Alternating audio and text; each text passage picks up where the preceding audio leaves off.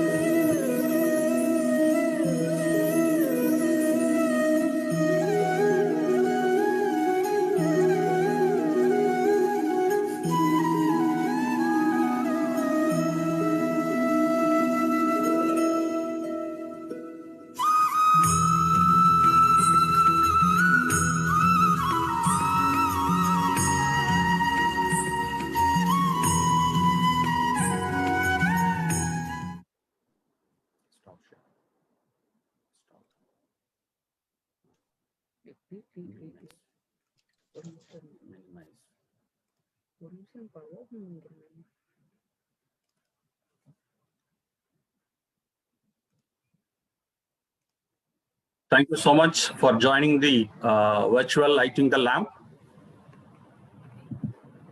Before moving on to the today's session, let me share a few words about our society, Charles Walter Society for Innovation and Research.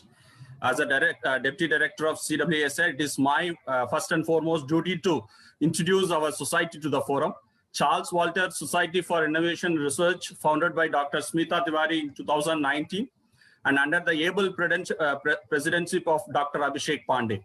Vision for promoting research and innovation, and targets the mission to strengthen the society with enlightened intellect and wisdom through the specific ideology from the specialized field. CWSAR is a staunch believer that research, creativity, and innovation can only guide the entire fraternity of education to a destiny that can produce good literature, research scholars, national and international patents, a wider perspective to develop and implement feasible definition of living in peace. Believing in team and collaborative work, Charles Walter Society for Innovation and Research pays heartfelt gratitude to its executive members, state and country coordinators, country ambassadors, board of directors, CWSAR secretariat, and all other governing bodies. Today, we are all gathered here to inaugurate the World Researchers Symposium. And through this symposium, faculty and research scholar can develop a very good networking. The virtual symposium is a wonderful place to network with your peers, faculty, and professionals in your field and other field as well. It builds communication skills and deepens understanding of your field. Creating a poster or presentation builds in many skills, explaining your project and responding to questions with people from different backgrounds helps build oral communication skills and deepens an understanding of your work. And paper presentation and in this symposium are an important part of professional development. And all presenters in this virtual symposium will receive valuable feedback on their work. The presenting your work at a symposium gives you a chance to share your findings with other peers, especially faculty members, staff, and professionals, industrials in this field. An overall symposium like this will provide a valuable opportunity for researchers, industry specialists, and decision makers to share their experiences. I am grateful to the many experts who have come to share their knowledge in this World Researchers Symposium 2021. With a small introduction, we'll move on to the Today's agenda, let's introduce the special guest of today's evening. It is my immense pleasure to announce Best Brains as chief guest and guest of honor and keynote speakers and in the World Researchers Symposium organized by Charles Walter Society for Innovation and Research. It is really great to be witnessing the enlightenment bringing wisdom and an iconic talent together. Let me first invite the guest of honor, Dr. Bob Chott, cognitive neuroscientist, flow state practitioner, to enlighten the session with his words of wisdom. Sir, it is your time. Over to you. Oh, thank you so much. And this is very exciting. And I'm here, just like a lot of other people, I'm here to also learn in terms of the latest research, because part of my own background, I've always been curious. And I believe that curiosity is what that sparks our drive to discover, to want to know. And in this case, I think every single researcher here has that within them. And I can recall going back to my early childhood and having that same kind of drive. My father was with the U.S. Army. He was career, but he was also an engineer. He was an aerospace engineer. He had actually worked in the 1950s in the ICBM programs, designing missiles, Nike missiles and everything like that. And he was recruited by NASA at that point in time. And there was a rocket. So the United States just came into the space age and everything. And there was a rocket that the very first US astronaut went out into space. And on that, see, what a lot of people didn't realize was that they actually used an ICBM rocket to launch the capsule out into space. And while it was exciting, people thought that it was going to explode at that point in time. But see, that's what drove NASA, that curiosity, wanting to know what was space all about. And the Soviet Union had already done it, had already gone out. So when I look back at that time, and my own curiosity, going back to my childhood, starting back in the 1950s and then also in the 60s, and then throughout my life, I had that innate curiosity to explore and to learn. I spent 8 years in the United States Marine Corps. I was with First Force Recon. I was a police officer. So I didn't take the typical route of somebody going through college and getting their degrees. I explored. I had a curiosity of wanting to know a lot of different things. And then when I finally decided to go after my PhD, the first one in clinical psychology, and then eventually neuropsychology, my dissertation at that point in time, and mind you, I was also in my 50s at that point in time. And I'm going to be turning 70 this year. So back then, going after my PhD as an older person, I still had that curiosity of a child. And so here it is, clinical psychology, but I went outside of the typical psychological parameters to do my dissertation. And at that time, I wanted to know about post-traumatic stress disorder. Since I had been in the military and had gone through and had an understanding of post-traumatic stress disorder, I wanted to look at it from beyond a psychological perspective. And so I was looking at different research papers. I was looking at the abstracts and some of the ones that the presenters here are going to be talking about in terms of their abstract. And I'm sure every single abstract started out with that sense of curiosity of wanting to know. So I went into the area and I discovered epigenetics. And I'm not going to get into talking about epigenetics because that's going to take a whole a whole nother arena to talk about it. But I wanted to look at, is there a factor of epigenetics in terms of post-traumatic stress disorder? So my research and my dissertation actually was on that aspect. So I looked at the transgenerational epigenetic inheritance of post-traumatic stress disorder. And I sought out experts. People had already written research papers, like gone through and read many abstracts in terms of the field of epigenetics and how stress related and cortisol levels. I was looking at all these things. Then I had also get a deep learning in terms of the field of epigenetics. And that wasn't my arena. I mean, it was psychology, and I also had other degrees in business and in leadership, and I had a bachelor's in physics. So I had like a mixture of all these different areas. So you might say I'm a polymath in that sense, but I was curious. So I deep dove into it. And then eventually I wrote my dissertation, and I decided, there's got to be a lot more to this. I looked at the neuroscience aspect. So I ended up getting my PhD in neuropsychology and my postdoc in neuroscience, and studied in terms of those areas. So I kept expanding because of my innate curiosity. Even to this day, I still have that curious nature, because I think curiosity and my good friend, Dr. Sophie Nubani, she wrote a book, Optimize Your Creative Mindset, and in the I just heard that child. That was really cool. So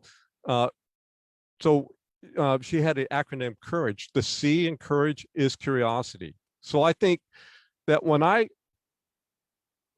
look at the research of every person coming in, they had the courage to go out there, to have that curious nature of wanting to know, because not very many people will even attempt to write a research paper.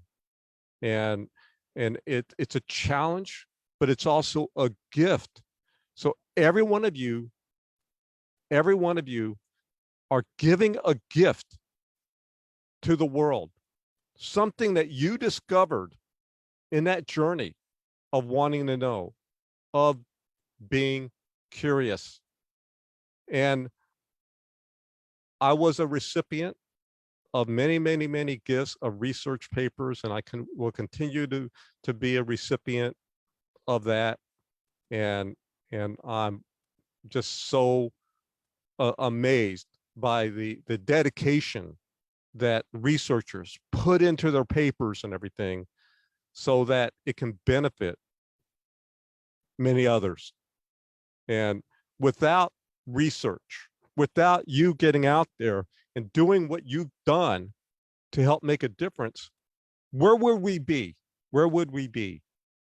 Because the truth is, through your discoveries and everything, we're able to move forward in every single realm, in areas of science and engineering, innovation. It comes from research. It comes from challenging the past and the norms of the past to create a new future. And that's what you've done with your research. And I want to applaud every one of you in terms of what you're able to do, and welcome you here. And I'm looking forward to listening to your research, and yeah, so just get out there and deliver, and I'm here for you. Thank you.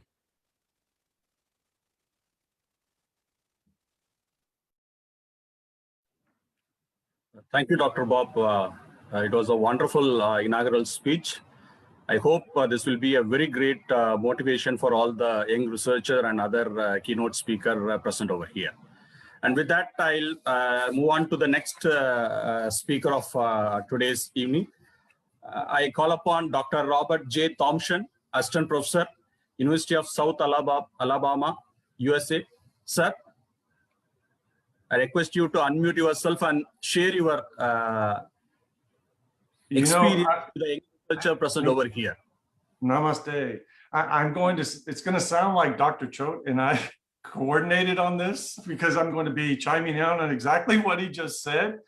But I wholeheartedly agree with what he was talking about, because humans are genuinely by nature very inquisitive, and that causes curiosity. The curiosity drives discovery, just like Dr. Choate was talking about. I think that's going to be your consistent theme, just based off of where we stand right now. But I think curiosity is going to be the theme of the symposium.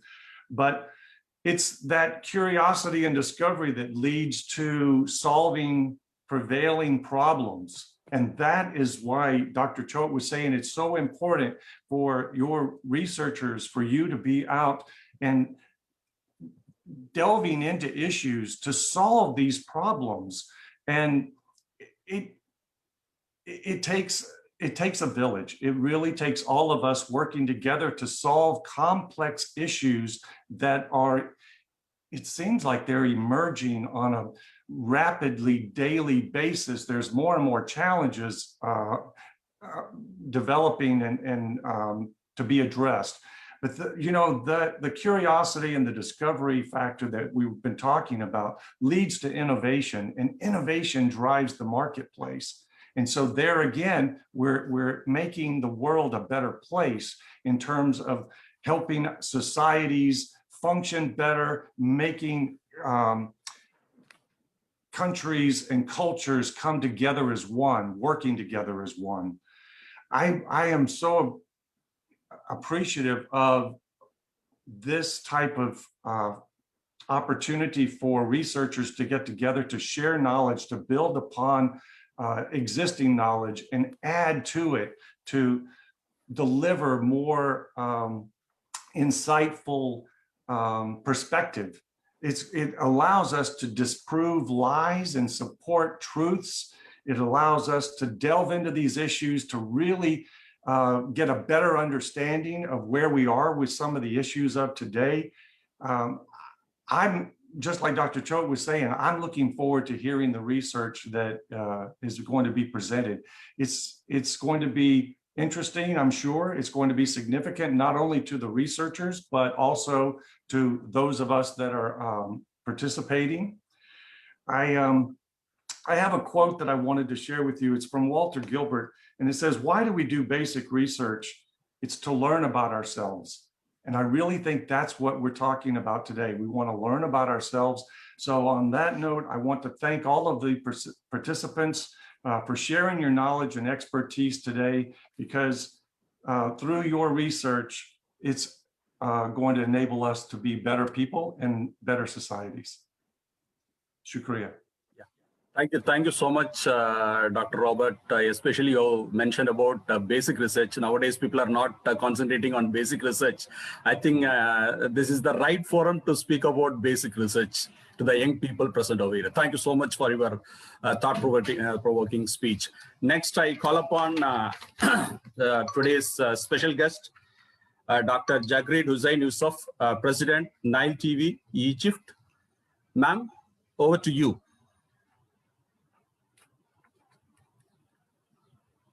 Dr. Jagreed Hussain.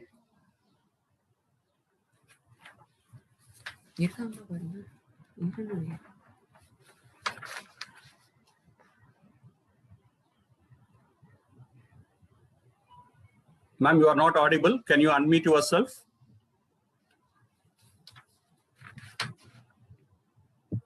Oh, Galaxy S6 it's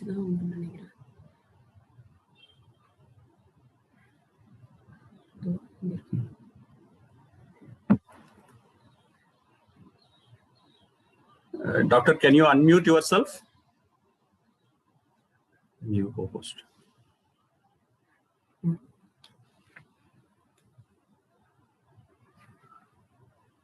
I think she is having some technical glitches. We'll move on to the next agenda.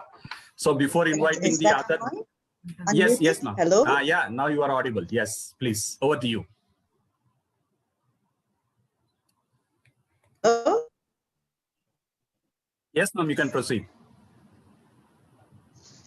Dr. Rababchot, dear guests of honor, Dr. Pandi, Dr. Sufi, it actually gives me a pleasure to address this gathering today. And what I like about it is that it is talking about the sense of innovation, talking about exploration and the enthusiasm in order to bring about ideas and brainstorm, and that is all about it. So it's great to be among scientists and intellectual leaders worldwide, because your knowledge and your skills really matter and will definitely lead to global transformation.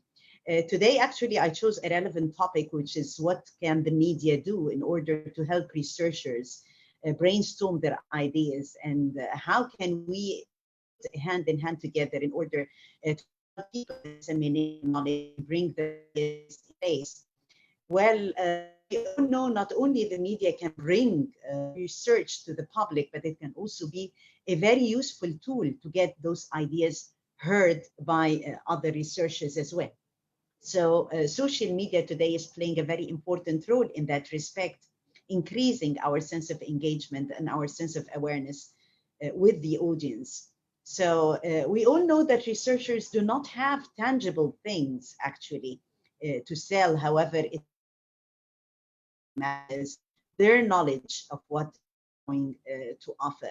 So mass media is playing a very important role in that respect, shaping the public's opinion and of research, also in providing information and opportunities to educate the public on scientific and also the nature of scientific inquiry.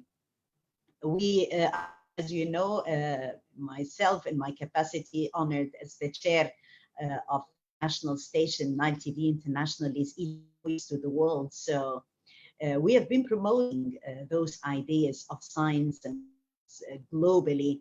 How can we disseminate ideas worldwide? How can we help this effective media program that can really help us reach the whole world and reach also ideas of scientists and their contributions and pay tribute to those scientists worldwide? So I believe that this can be done hand in hand by making also science quite simple. It's very important that we would simplify concepts, because we know that what really interests the people is a sense of simple information. This is what is really important.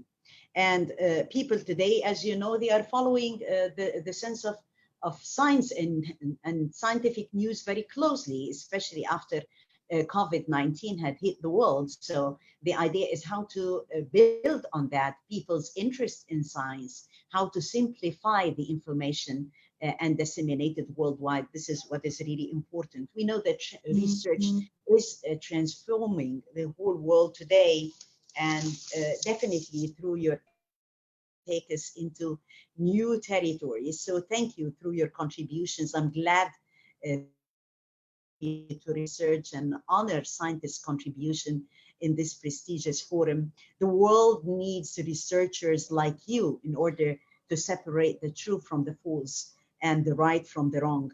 So the media definitely can help in making good research cross boundaries. Let us cooperate together, media personnel and scientists and researchers today, in order to bridge this sense of gap between the public and the scientific community. Let us help simplify the information so that it can reach the public more easily. Hence, science and knowledge will become more accessible. I'm really honored to join you from Egypt, from the mother of the world. Thank you so much. Thank you so much, ma'am, for your wonderful inaugural speech. On behalf of CWSAR, I once again extend my heartfelt thanks to you for accepting our invitation and grace the occasion. And my humble request you to stay back and give your valuable suggestion to the young researchers who are going to present their innovative ideas today in this wonderful gathering, so that they will get benefited from your feedback. And I request all the invited speakers to give your valuable suggestions during their presentation, after their presentation is over, so that they will get some kind of motivation. It will give some small steps towards their further research work. So with that, we'll move on to the next session. It is time to invite a set of researchers to present their abstract. Now the session 1, I call upon Dr. Sujata Singhi, researcher, Mumbai. Dr. Sujata, over to you. And a small instruction to all the presenter over here. You'll be given 6 minutes time. 1 minute you can introduce yourself, and remaining 5 minutes you can speak about your contribution in this selected area. Over to Dr. Sujata. Thank you so much, Mr. Nagarajan. A very warm evening to all of you from India. As the name has been said, I'm Dr. Sujata Singhi from Mumbai.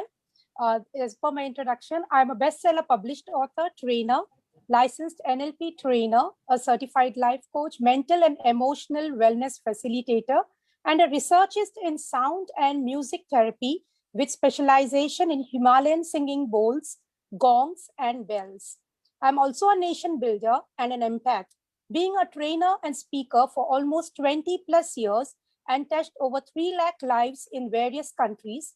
I've been honored with doctorate from universities affiliated to Harvard and also Cambridge, UK, Indian government with Higher Education Ministry, and recently was honored with the doctorate in humanities for the contribution done towards mental and emotional wellness with the power of sound during the pandemic. Coming further, as the interest shows, I work more with sound and music as a therapy, enabling people to have mental and emotional wellness, which also includes mindfulness and conscious living. The title of the study is Sound as Medicine for Mental and Emotional Wellness. Depression, stress, overthinking, anxiety are associated with a higher risk of disease. So this study places emphasis on mental and emotional wellness, and 51 members were participated in the age group of 45.2 years, and the research was conducted on them. This was done in controlled environment, and as per the research done, we also figured out understanding the epigenetics of the people, understanding the hormonal changes, and also understanding the vibrations and the reverberations with regards to sound and its capacity to enable them to entertain mental and emotional wellness in their being. This singing bowl therapy is extensively used more in the younger generation with behavioral disorders in learning methods to handle their emotion and manage mental health. The scientific facts had established a connection between stress and other anxiety-related disorders through ways that impact together with the psyche and the body. Stress and anxiety have always been a major impact on the immune system of an individual, and it harms the autonomic nervous system by hyperactivation of the sensitive nervous system, also acknowledged as the fight or flight mode. To handle the impact on stress on bodily processes, it is vital to turn on the rest and absorb mode, that is parasympathetic nervous system activity. Major diseases, as we have noticed, are related to stress and mental illnesses, or we could say with regards to emotional not being in a well state. We have seen that stress and anxiety are the 2 major aspects which needed to be studied on. Meditation was induced, and together with systems such as mindfulness meditations, has shown assurance in inducing the relaxation reaction and aiding elevated anxiety and enhancing well-being. The relaxation response in the physical body helps see and observe lower blood pressure and defy the fight or flight response and start with the parasympathetic nervous system coming in order. As capable as alertness and other meditation systems, maybe a frequent grumble is the time, persistence, and discipline necessary to learn meditation. Thus, a form of relaxation and strain relief that does not need a participant to have a learning curve with regards to understanding the immense deal of obedience required to utilize this potential of meditation, we have used the Himalayan singing bowls, the sounds, vibrations, and the reverberations on the human body to enable them to be in a state of relaxation. The objective of the study was basically to understand sound as medicine and the involvements of sound, which would enable people to understand how without melody, just with vibrations, a person could go, a stressful person could go into a state of relaxation. The reverberations through sound vibration impacts the material body, while the hearing progression impacts the mind. This study aims as the hypothesis is the Himalayan singing bowl, when used as a therapeutic solution for improving emotional wellness and mental health, may facilitate faster relaxation and release of stress when compared to simple relaxation techniques. So being more optimistic, we have studied this particular exercise and experimented live in the past 3 years to understand what exactly happened in their minds, in their emotional wellness, and studied the parameters with regards to their cortisol levels. The scope and the limitations which was noticed at this point of time, that the hypothesis of the singing bowl, when used as a therapeutic solution for improving emotional wellness and mental health, may facilitate faster relaxation and release of stress when compared to simple relaxation techniques. A mixture of sounds which are in different frequencies were administered in the controlled environment. When sound healing is not new, it has been used since ages, bringing in a form of medicine, sound as medicine for mental and emotional wellness was the core of this particular study. When sound is united with intention, which is most significant characteristic of healing, sound vibration can be focused to elevate the body's vibration rate of recurrence. I'm trying Sound to healing, conclude. Already you are exceeding the time. sound healing helped us to take up a number of parameters and methodologies were used in the form of HRV, RMSSD, PPG, SIs, SD, positive effect and negative effect. And it was noticed that this study has enabled the participants to go into that state, and the format which was used, it was in lines with the research done with regards to any medical format. And I would like to conclude with a quote: research is to see what everybody else has seen and to think what nobody else has thought, as rightly said by Albert Sches. And I thank CWSIR for having given the opportunity to bring about this secret science of sound as medicine for mental and emotional wellness. Thank you so much for hearing me out. Thank you, Dr. Jujata, for your elaborate presentation on your research work. And before call upon the next presenter, I would like to give a small reminder note to all the jury members and guest of honor present over here. I request all the jury members, guest and guest of honor to make a remark and grade sheet for the abstract readers during this event. And once the event is over, you are all requested to send your grade sheet to the official email ID, cwsir.india@gmail.com. And one more announcement to the presenter, abstract presenter. You'll be given 6 minutes time. You can take 1 minute for introducing yourself and 5 minutes for your abstract presentation. We are running short of time. Therefore, I humbly request all of you to keep the time. With that, I will invite the next speaker, Dr. Kusum Kanwar, researcher from Mumbai. Dr. Kusum Kanwar, over to you. Sir. Yes, sir.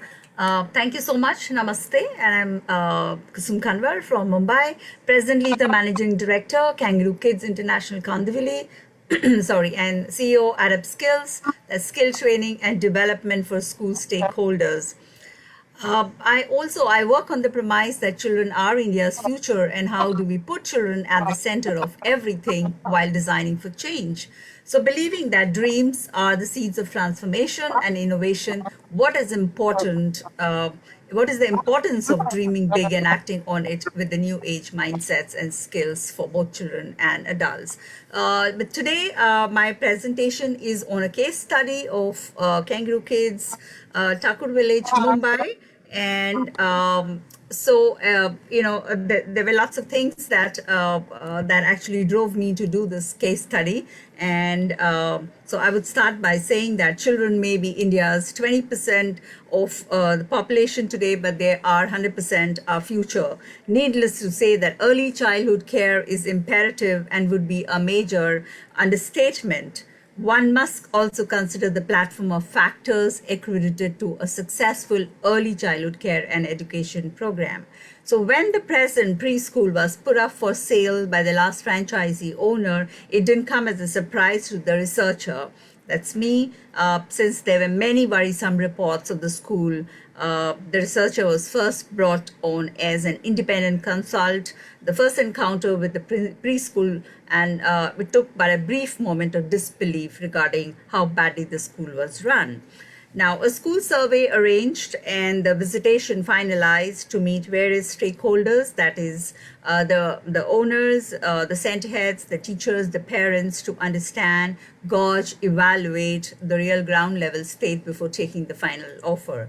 The review was done phase wise, walking through the school, the physical infrastructure, the entrance and appearance, then the outdoor safety, the conveyance facility, outdoor play area, presentation and display boards, the administrative area, library and reading zones. I have, I have written about it, but because of, this lack of time, so I'm just going through this quickly. Computers for children, and let me just add here that, which are not adequate, and because we build up on, the computer literacy, it was very easy for the school, when the pandemic hit, that, we all went online and we didn't even pause learning for a day for children.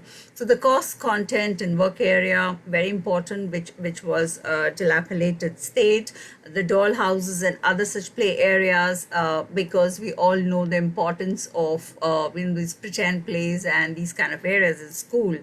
Also teachers in classrooms. So the classroom setup and hygiene, safety and protection equipment, the wall exhibits which did not have relevant information, outdated teaching practices, learning as well, and my interaction with teachers, we found no consistency in the flow of the provided curriculum. Leadership was another big area to explore. Meeting with parents and parental beliefs, again, was important. Learning ecosystems, school leadership management, as I told you. Parental beliefs, I would like to just talk about it. What the researcher, what I gathered through my educational journey as a principal and head of schools, is to learn about parental beliefs, which was very visibly missing from the school, and which every school should respect to generate model environments for acquiring learning. So there are many simple beliefs and expectations, emerging. But, as a researcher, I summed up what most parents desired from the school, and that, would have to immediately be worked on. So my research questions being, children to be cared for in a safe ecosystem. And this was a promise that required very strong obligation to nurture and grow children to their full potential. Children needed to feel safe and secure and emotionally supported. It's not just the academic or the curriculum delivery, that is required. Children needed to experience success.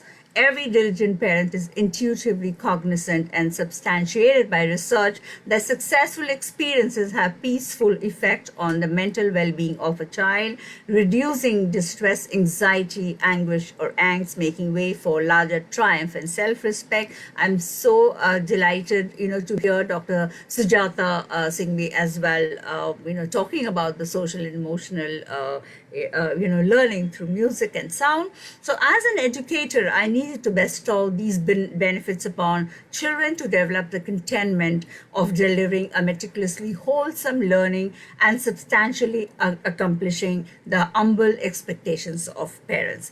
So, so in my mind it was, is it possible to turn around? That was my dilemma.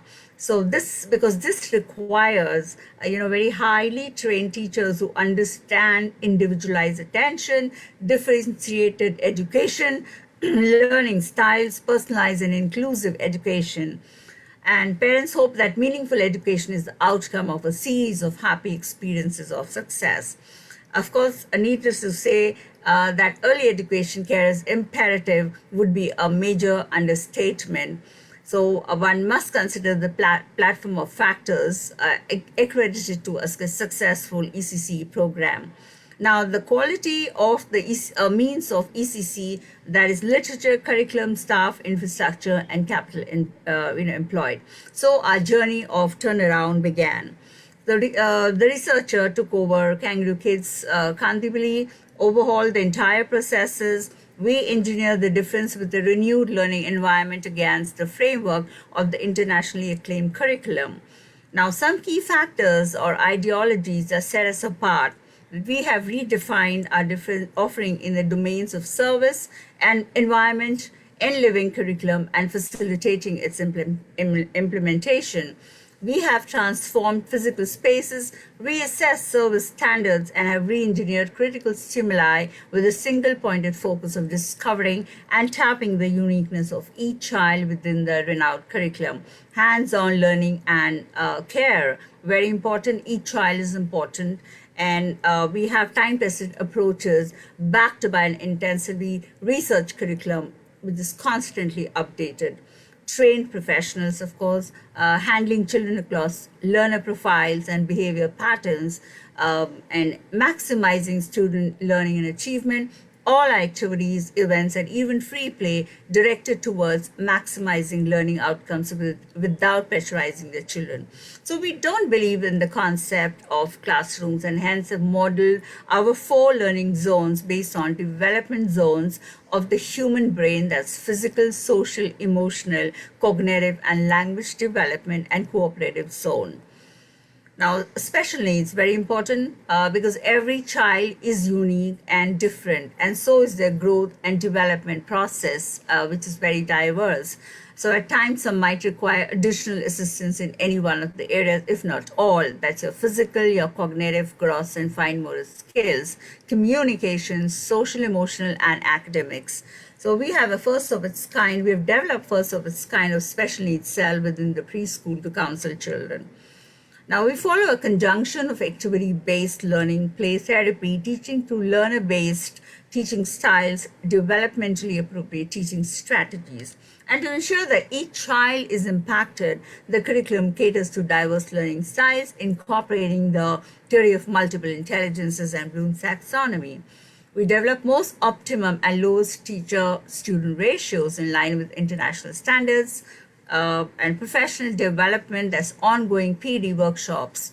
Extracurriculars, dramatic sports, physical activities are all inclusive now within the curriculum. Special days are also curated.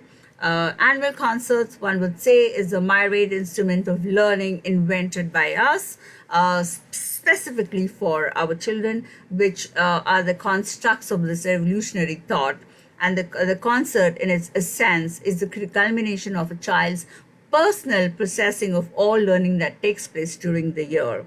And this annual performance also presupposes empathy, understanding of people and events in their lives, which is so important for all of us, even during these difficult times that we have seen that this has brought them, really working towards being kind and compassionate with each other.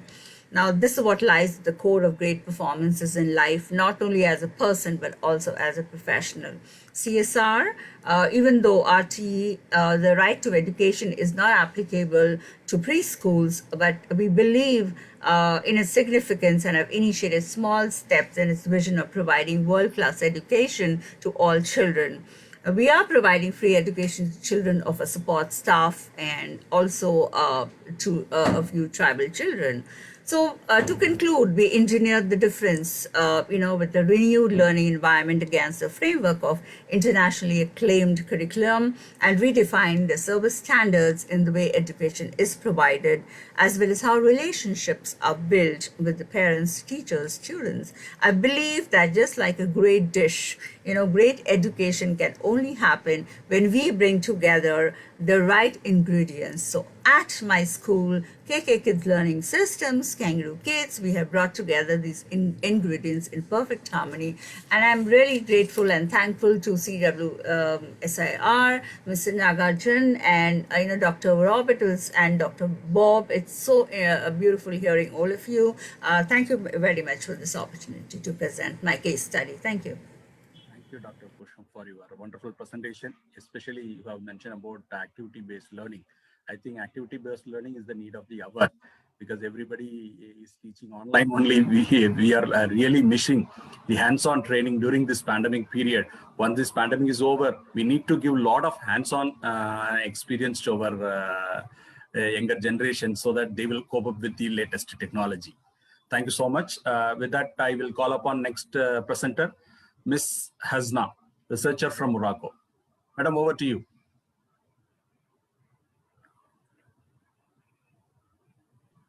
Hello. Yes. Hello, everyone. I am Hasna Boushala, teacher in the primary school, Tiznit, South Morocco. I have been teaching in primary school for more than 21 years.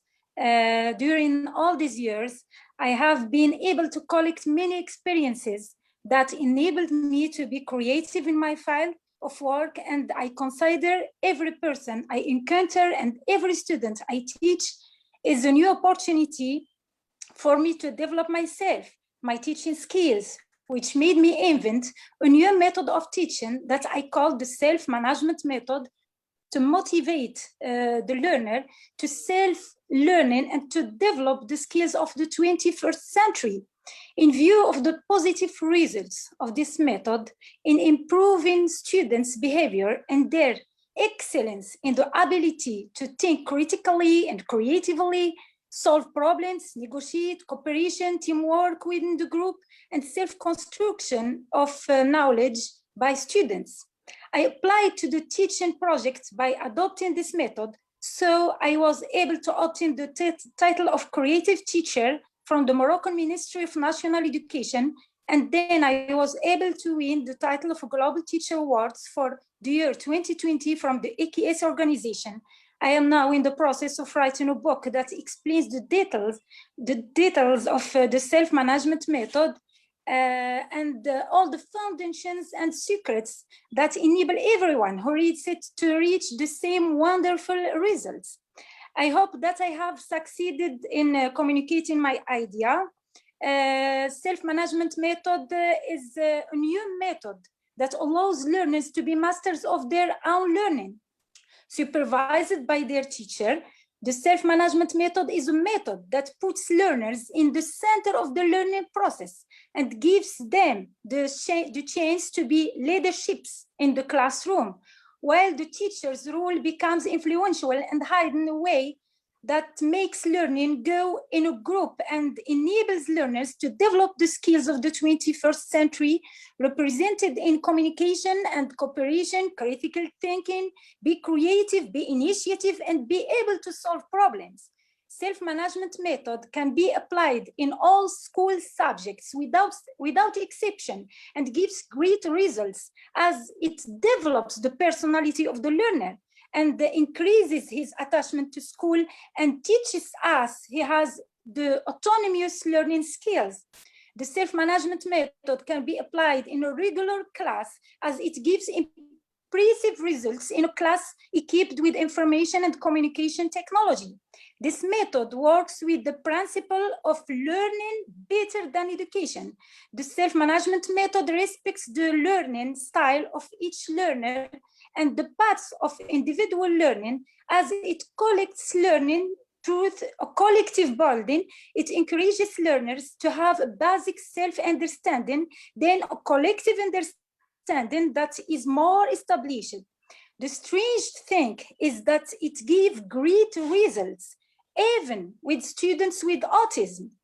We, a group of professors who started applying the method of self-management, are able to see how learners become motivated to learn even the most complex mathematical concepts. In our view, according to the method of self-management, the teacher's place is no longer in front of the blackboard for explanation, but behind the learners to push them towards success, to achieve self-understanding.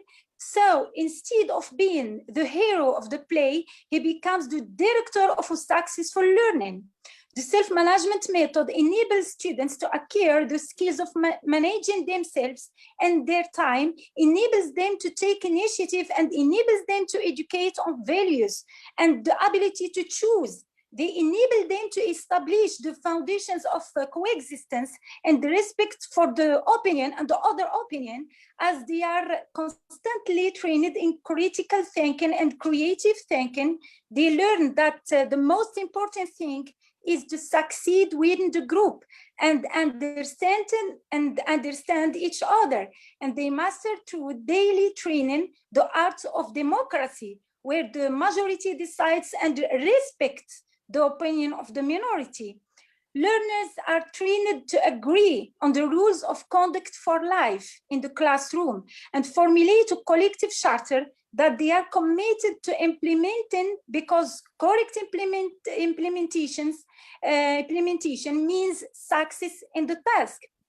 In the style of self-management, I focus on two important types of learning, which are emotional and social learning, because communication between learners, despite differences, make negative phenomena disappear, such as violence, control, love of ownership, and selfishness. What motivates them to respect the value of difference? Our slogan has always been, difference is a great blessing and a benefit without limits. Thank you for giving me this opportunity. Thank you.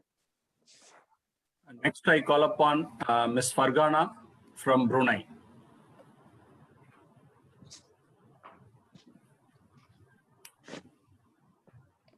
Hello. Am I audible? Perfectly, perfectly. You can go ahead. Yeah.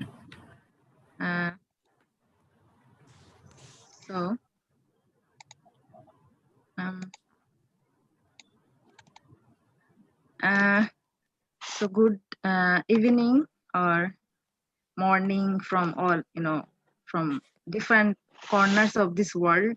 I'm Farhana Haq, PhD research fellow from University of Brunei Darussalam. Actually, my area of study is literature, English literature.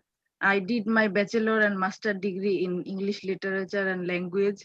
So I am much into the novels and poems, all these things.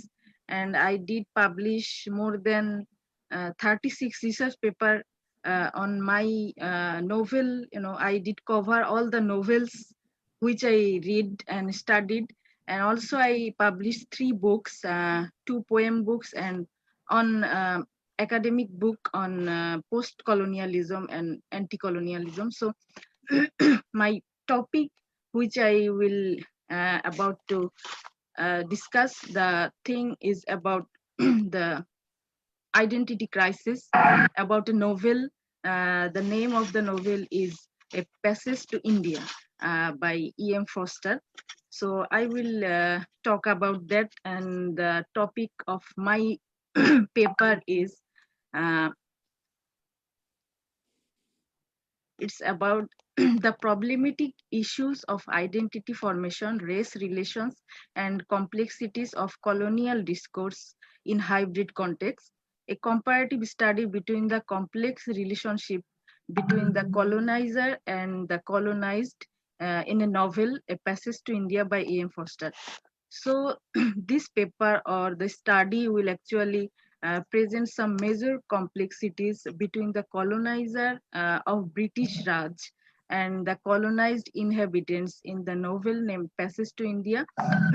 So throughout this novel, it also unveiled the oversimplified idea that Orientals did depict and the continuous system of constructing to which the recently arrived persons has been subjected for creating colonizers who were all the identical. After that has been dealt with the image of the land and seemed to hostile to the colonizers, combating with them and made their feelings intense about alienation and exile. That means the thing is the colonized people and the colonizer, they can't, merge together. Somehow they have the different, activity, cultural difference. So the people of colonizer and colonized people's behavior and activity, it can't be same and it can't be merged together. It can't be incorporated. So E.M. Forster actually, he presented that how the colonized people felt themselves as alien in front of the colonized, in front of the colonizers. And towards the end, it actually happened that how the colonized people, they feel that it's better to, part, uh, it's not possible to be friend with the colonized people, with the colonizers. So this novel actually portrayed the problematic of making this identity crisis, connecting the race relations and complexities of colonial discourse in dual contexts. The exploration of the text of the novel from a post-colonial point of view revealed the revealed the depiction of the socio-psychological of Anglo-Indians during the period of British Raj. A minute observations of Foster's portrayal of India will be our realization of the psychological dilemma of Anglo-Indians who desire to call India as their home. So, so to sum up, it's very clear that this novel is clearly defines the premise that friendship can be maintained between the English and the Indians in a colonizer or colonized status. Fielding's criticism of the British imperialist colonizers, of the racism and of the fear they base their regime upon is clearly evident in the novel, based on inequality and racism. So the towards the end of this novel, all the characters, especially the main protagonist, Mr. Aziz, who is a doctor, he got to know that it's not possible to befriend, and from that point, the writer said that racism and inequality is the main thing between colonized and colonized people. So that's the thing in my research I will try to explain. So thanks for having me. Thank you. Thank you, Ms. Fargana. Can you stop sharing your screen? Next, I call upon Mr. Sunil, researcher from Maharashtra. Mr. Sunil from Maharashtra. Sir, please unmute yourself.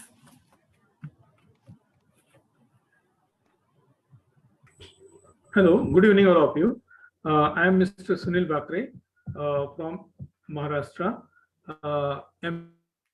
MSc, MA, BA, DSM, and PG DEMA, working in a convent school and now in a tribal school since past for 25 years. I am functioning as a CBSE resource person and master trainer, and also CBSE, British Council, and Cambridge master trainer for competency-based education for NEP 2020. I would like to first of all thank CWSIR for giving me this opportunity to present my research. My research title is Study the Effectiveness of Using Face Masks in Prevention of COVID-19 and Other Common Problems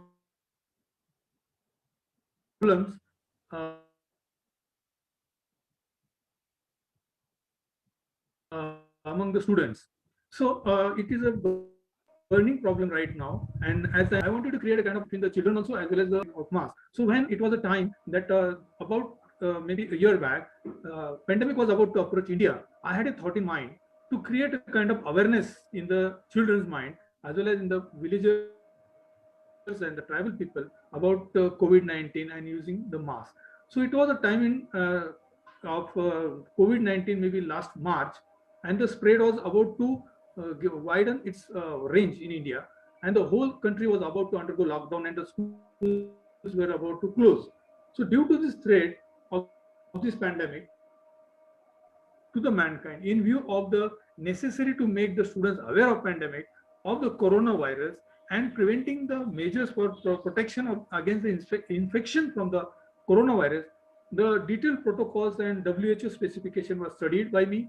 Apart from that, other useful medical information was collected, and it was decided to conduct an activity for the students so that they can cover their face with a mask, as Indian people were not very much aware to the mask, and even tribal children or even rural children were not able to cope up with this. So I have conducted one activity, and the methodology that I used was, I have used rubber bands, 2 rubber bands, and one paper, that is a tissue paper. So after folding the tissue paper and the rubber bands, I could make a rubber band and face mask with the help of this. And it was very necessary because the reason for this is that at that time, there was no any kind of awareness in these people, and there was no TV, mobile, or electronic or social media present because of the remote villages. And therefore, the thought ran in my mind of making this mask, and also the awareness can be spread. So the methodology, the rubber band, and it was a ready-to-use mask. The main aim was to create awareness. That was the main thing. And then it was an eco-friendly mask. It was easy to dispose, very cheap, and that can be made by any students, for them as well as for their family members. That was the main reason. So this mask was prepared by the students. It was used by the students. Later on, it was observed that the students came back to the school. That is in the month of January, on 4th January to 4th January, the 100 students were observed for the use of this mask, and it was found as the result and conclusion that after 2 months, it was clearly inferred and observed that the students who used this mask were free from the infections, contaminated diseases, or any kind of issues, health-related issues, especially respiratory diseases.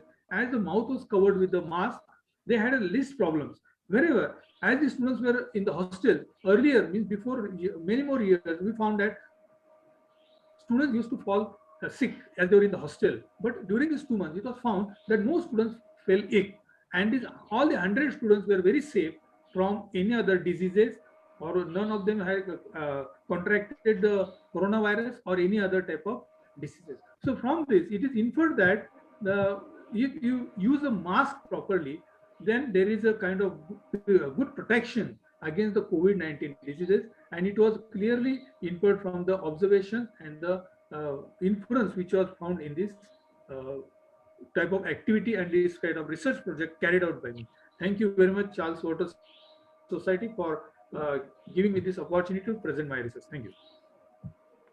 Thank you, Mr. Sunil. You have given a nice solution for the current situation. Hope this will help us to come out from this pandemic. Thank you so much. Next, I call upon Dr. Jayendra Kumar, researcher from UP.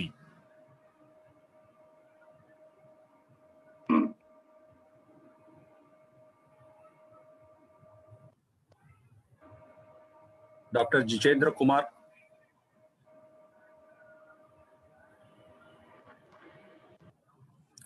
Next, I call upon Ms. Niti Jain from Rajasthan. Ma'am, please unmute yourself. You are not audible.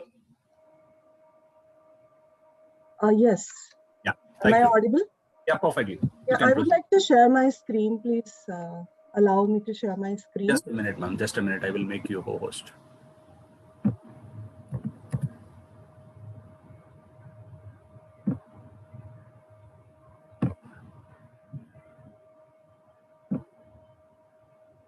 Ma'am, check your screen sharing option. Yes, I am able to. Thank you.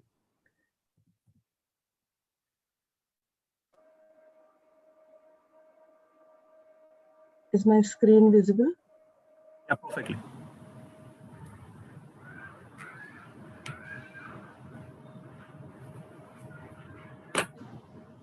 Good evening, everyone. I am Nidhi Jain, and I am a researcher all the respected authorities of Charles Waters Innovation and Research Society, and all the respected jury members. Good evening, everyone. So here I'm here to present my research paper I have done along with my colleagues. The group of researchers, Mr. Yogesh Sanavne, Professor Vijay Manke, Ms. Kunda Bachav, and myself have implemented the usage of cloud technology, Google Earth tools in Maharashtra, Bangladesh for teachers and students. So here the story starts from before I tell you in detail about my research project. I would like to introduce myself. I'm a Scientix India ambassador for European Geosciences Union, supported by Ministry of Education of India. Also, I'm Honeywell NASA Space Academy executor. Also, I'm teacher license for Space Foundation USA. I have represented at many of the international workshops and conferences. Also, I have represented India at the GIFT workshop, and there my paper was also selected by the Copernicus, and it was also published there. Yes. So, talking about our research paper, here it was on the usage of cloud technology, Google Earth tools in Maharashtra and Bangladesh. And for this opportunity, I would like to really thanks. I'm grateful to Charles Walter Society for Innovation and Research for giving this opportunity in presenting my paper here. So basically, to sum up my paper, it sums up significant gain among the teachers and students inculcating the project-based learning in and also the 21st century skills, the STEM education in current style of teaching by using Google Earth tools. So here we will see in further slides also how Maharashtra government initiatives for pedagogical approaches using qualitative and quantitative data here, collection. So this paper examines whether or not the implementation of Google Earth tools resulted in gaining of project-based learning. So we have collected data of various training tools. We have then done the analysis of it and reached the conclusion. So Google Earth is a computer program, and this is primarily used for making innovative projects. And these projects are made, can be collaboratively made by the students and teachers here. And the program, it maps the Earth by superimposing satellite images, aerial photography, and GIS data onto a 3D globe, allowing users to see cities and landscape. This program can be downloaded on smartphone or a tablet using a touchscreen or stylus, and it can be navigated very easily. So the major goal was, we know that United Nations have set out 17 sustainable development goals, and they are the blueprint to achieve more sustainable future. So our focus was on goal number 4 for inclusive, equitable, and quality education for all. Also, the Article 21A says that right to education and compulsory education should be part of it. The traditional project presentation method. So right now I'm using my traditional project presentation. So it actually uses manually, we prepare PPT in groups, and the children, they used to divide the work, and there was no collaboration in preparing the PPT. It was just compiling of the PPT that was done. So the individual engagement was limited. For PPT, they used to download pictures from Google and then use in PPT using computer's memory. But Google Earth creation tool for presentation is more effective than the traditional one. Google Earth has actually helped to improve the students and teachers' comprehension of major concepts and skills, which also help students and teachers gain confidence in their knowledge, supporting the holistic. So these are the major goals which we covered.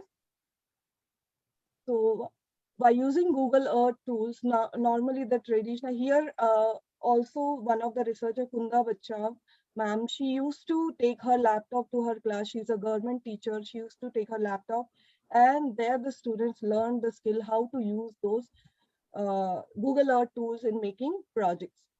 So our main objective was to give experience of Google Earth tool to enable understand the spatial and temporal subjects after Google Earth session. Also to compare the new and old methods of project making, to evaluate participants' perception about the Google Earth tool.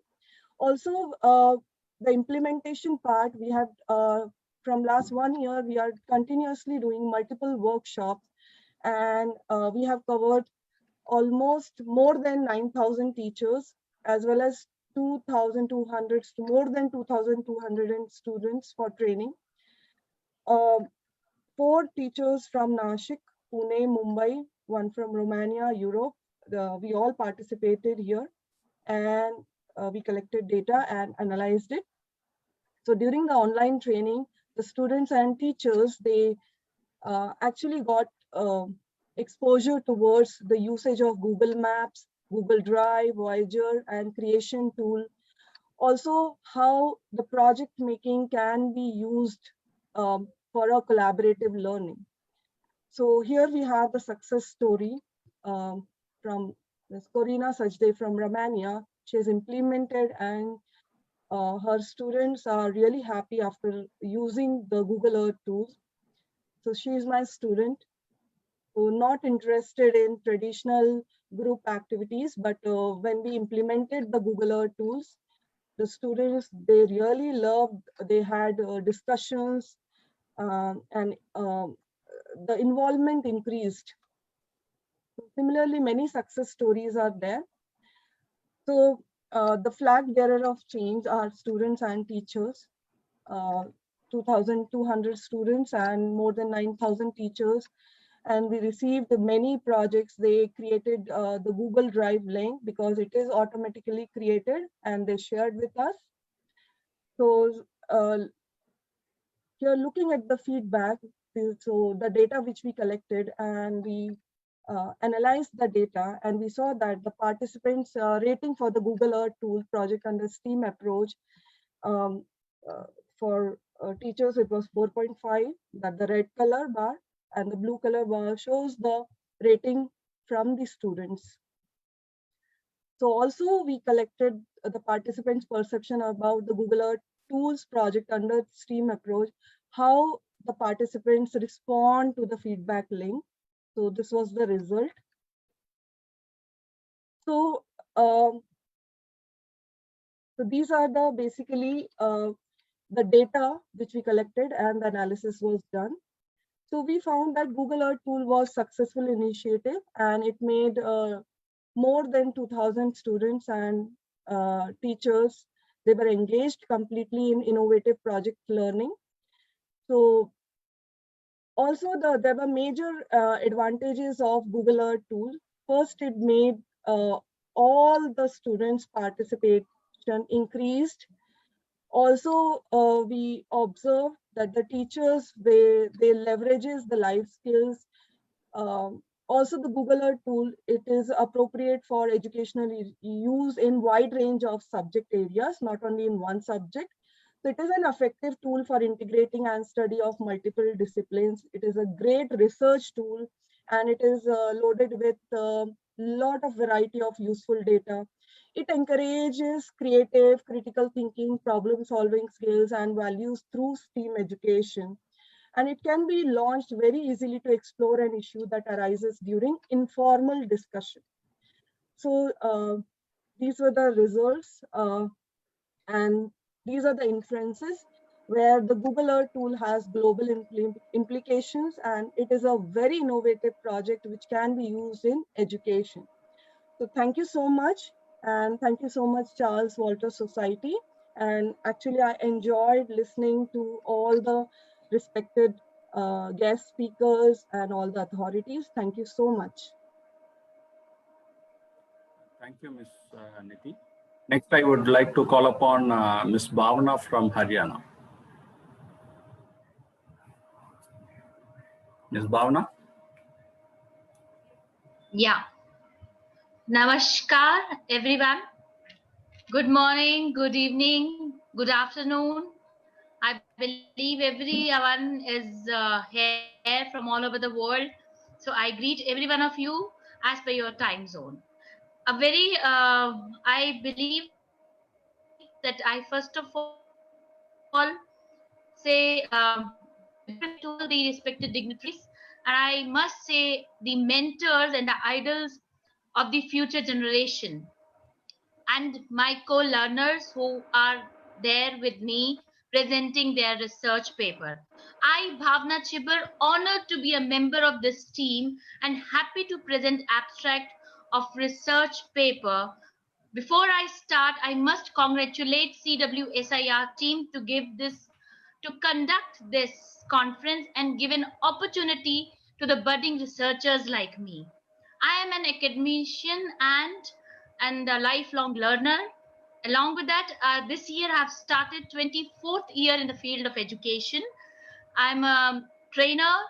I'm associated with NCRT. I'm a Microsoft certified educator, Google educator, cybersecurity expert. Along with this, I am here as a lifelong learner presenting my first research paper in front of all the dignitaries. Sir, I want you to allow me to share my screen. Yeah, it is there, sir.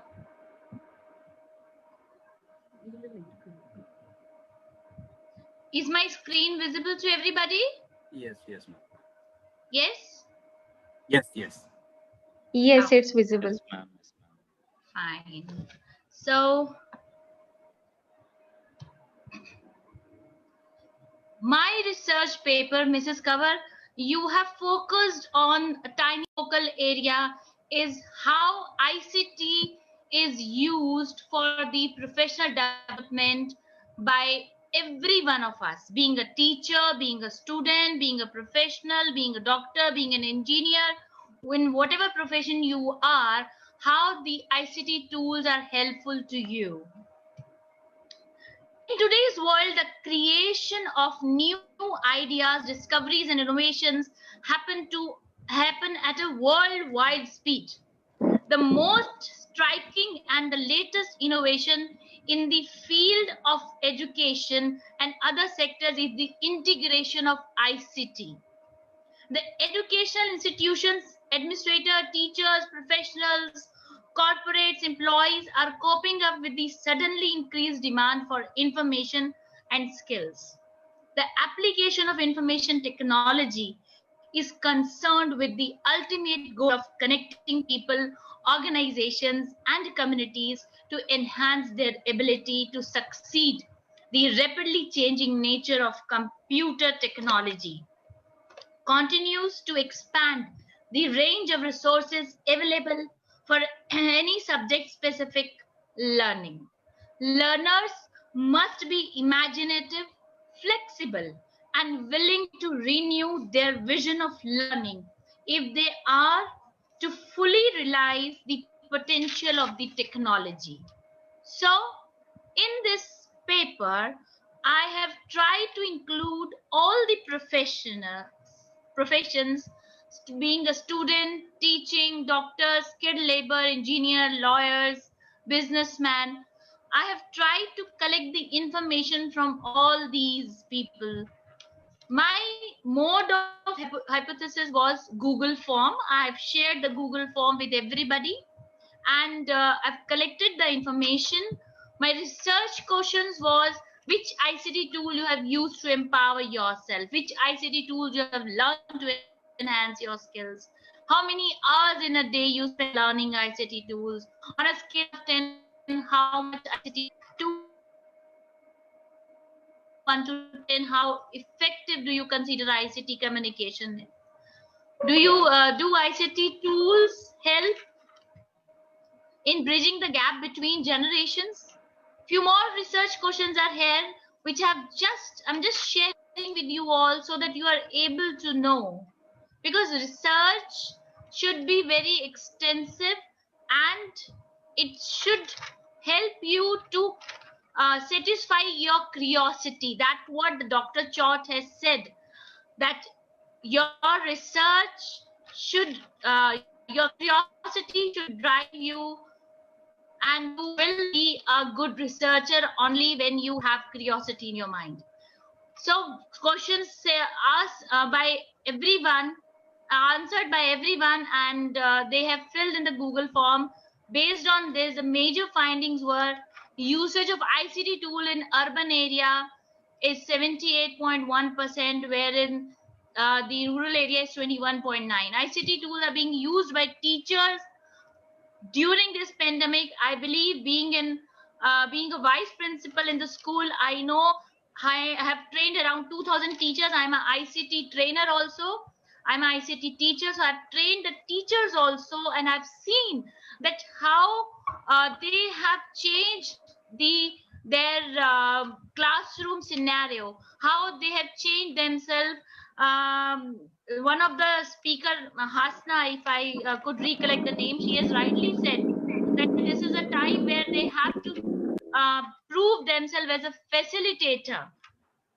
Now the role of the teacher is, and I say everybody that now the teacher is curator.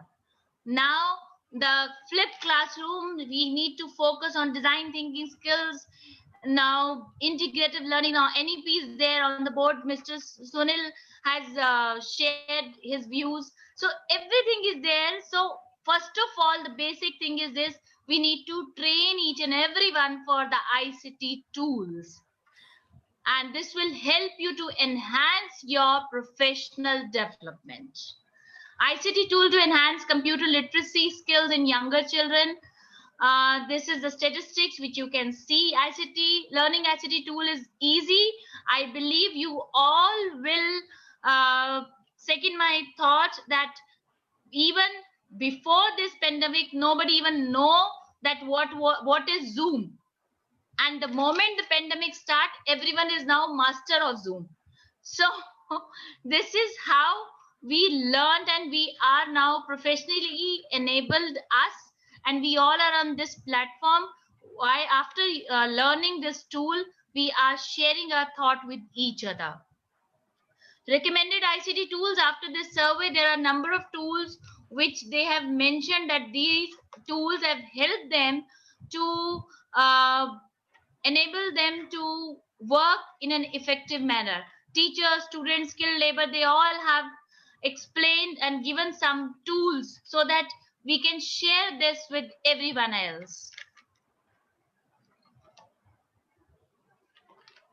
Last but not the least, I just want to say that integration of ICT into various professions for continuous professional development is an invaluable approach which we need to start it right now, because we have just started with the third decade of 21st century. If we will not start this learning right now, from the rural area to the urban area, everywhere we need to take it to a very effective manner. Then only everyone will be able to take a lead, and everyone will be skilled for the future jobs.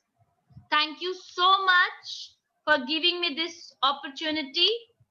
Thank you so much, everyone. Thank you, Ms. Bhavana. Thank you so much. You can stop sharing your screen. Next, I call upon Ms. Harsha from Jammu. I request all the participants to restrict yourself within 5 minutes. We are running short of time. Please. Greetings to one and all. 5 minutes. Greetings to one and all the leaders, all the researchers, and all the, I can say that the education leaders and the researchers and other dignitaries from every nook and corner of the world.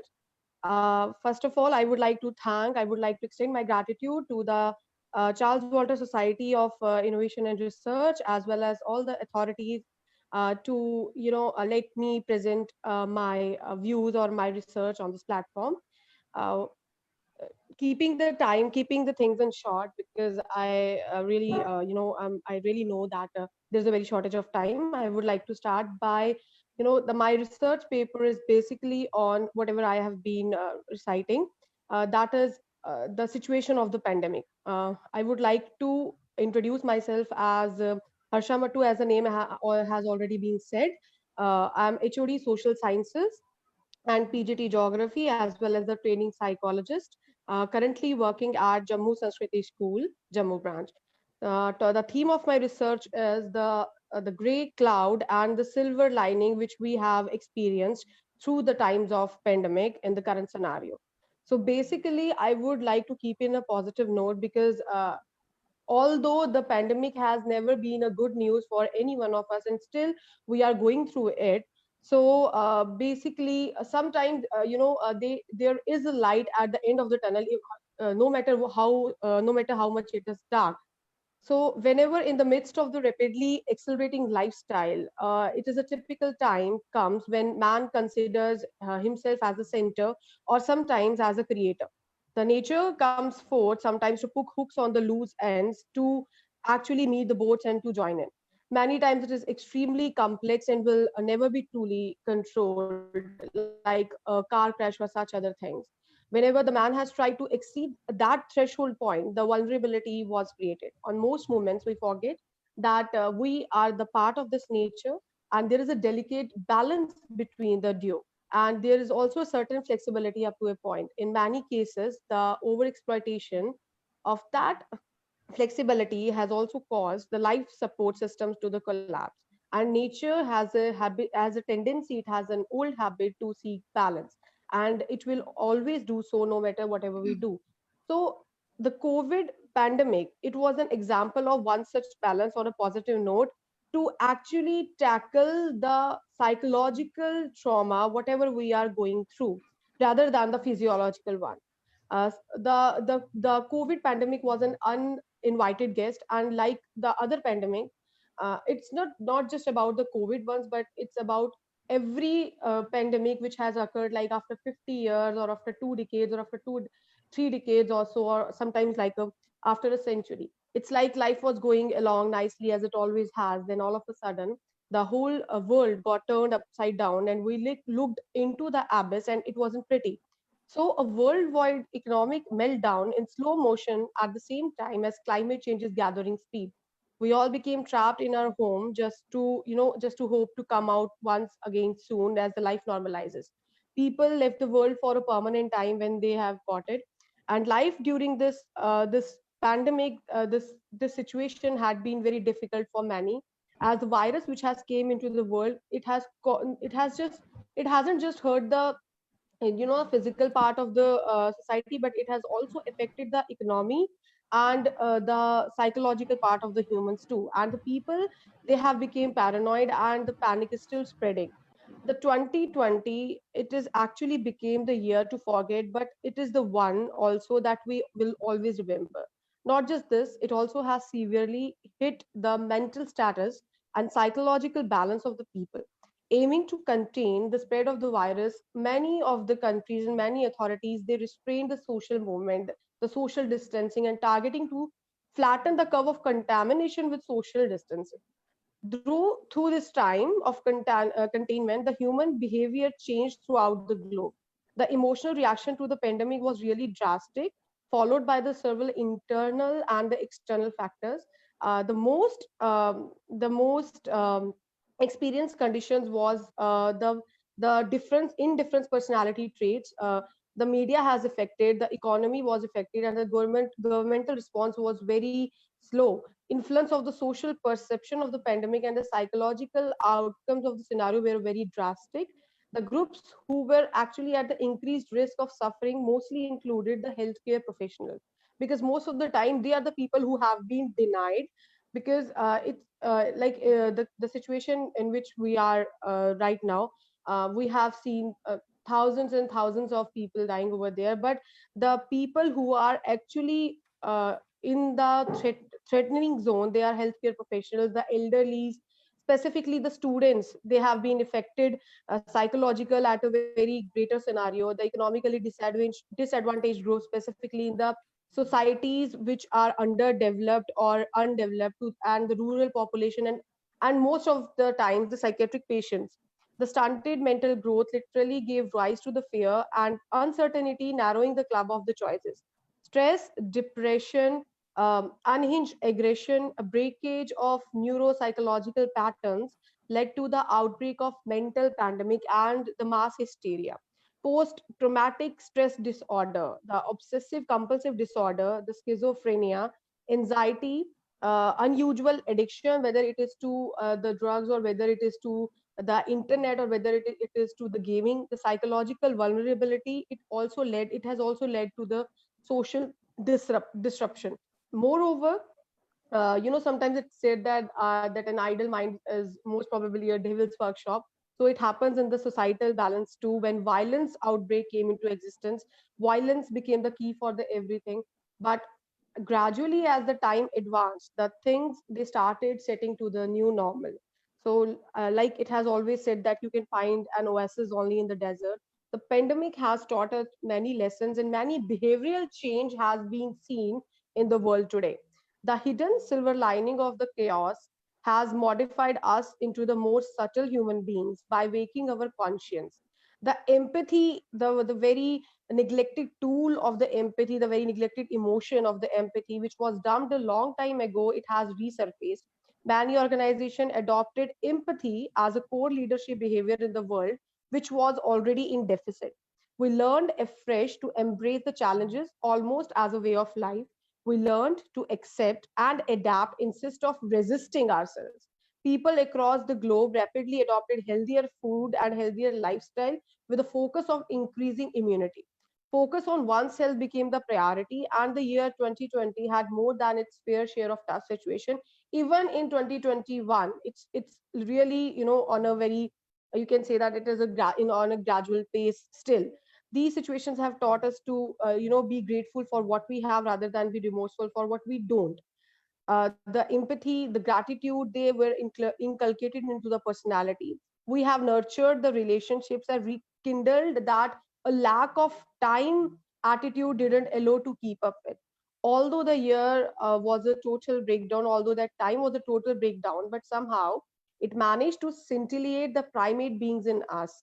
Many people experienced happiness through spending time with their loved ones, helping the less privileged, and looking within to introspect on their purpose. As life begins to return to the semblance of normalcy, we shall begin again to enjoy the many aspects of our lives which we have missed so much. But we also consider that what aspects of our lives are worth preserving to help us create a better normal for ourselves. Thank you and have a nice day. Thank you, Ms. Harsha. Next, I call upon Dr. D.S. Brahmat, a researcher from Gujarat.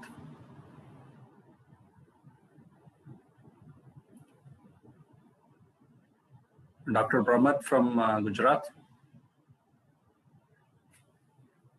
I think we'll move on to the next speaker. Mr. Livry, researcher from Indonesia.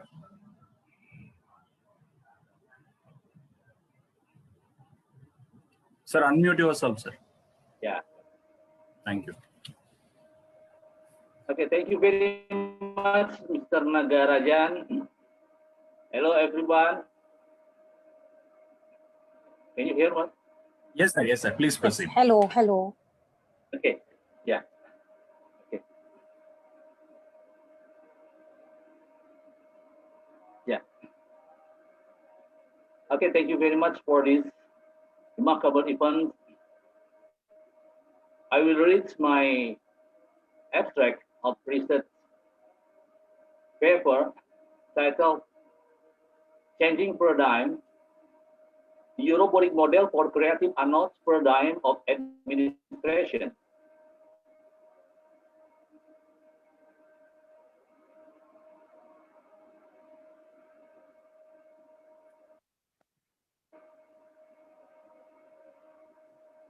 Administration should be a new and unique science.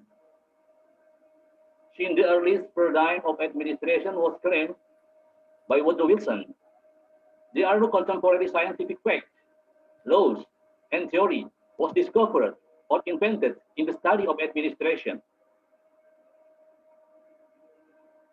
The epistemological phase in building the concept of administration, separating politics from administration, contracting the principle of administration, changing the public administration into public management, governance, and now to the new public governance are paradigms which are still another step, I think, in development of political, economic, and law, not administration.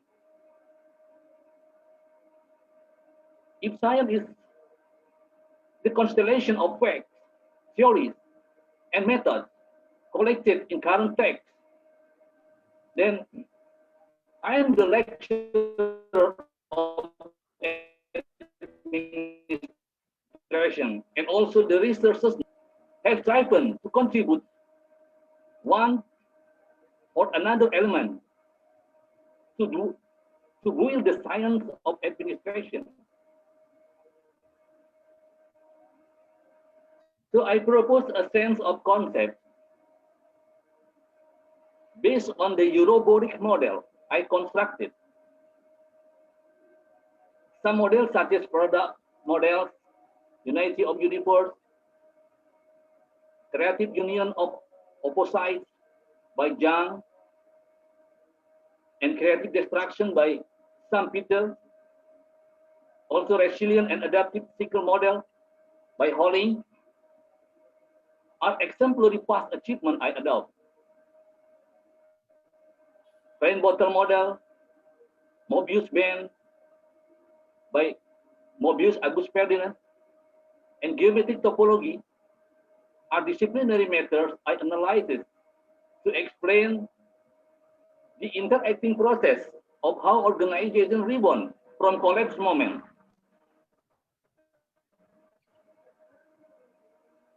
By linking this paradox model to the Mobius band and rain bottle, I can explain the no-chain connectedness,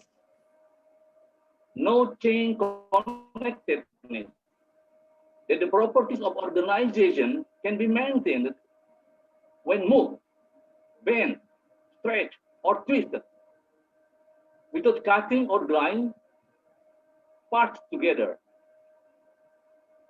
The process of Schumpeterian creative destruction is an example by which new technologies replace the old and permeates a major aspect of macroeconomic performance, not only rank growth, but also economic fluctuation of factor market. In 1858, August Mobius had invented his band that can be embedded by knotting and twisting the strip before joining its ends to a loop. And its boundary is a simple closed curve which can be traced by a single unknotted string. By integrating philosophical talks of Ouroboros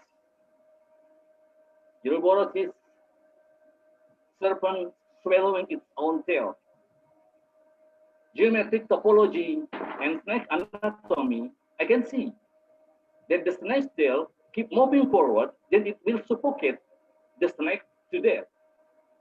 Besides, the movement pattern of the tail can be read on Ouroboros stone. As a researcher, I am impressed with the such implausibility of the view that administration be the domain of the inscrutable. This brief narrative provides the empirical foundation for the conception I propose then, concept of Euroboric creative unknown, and by unpacking its model phase of development, I can identify the function of administration concept in driving change in the Euroboric creative unknown model, and see the institution behind this structural change. This paper attempts to show a sketch of quite different concept of science of administration that can emerge from the scientific research. So there are some keywords: administration, scientific facts, science of administration, paradox model, crane bottle model, Mobius band, Euroboros stone, Euroboric creative anode model, and I hope there will be science of administration. I am Refri Ardiansah from Innovation and Corporation Directorate, Universitas Pajajaran or Pajajaran University, West Java, Indonesia. Thank you. And tonight,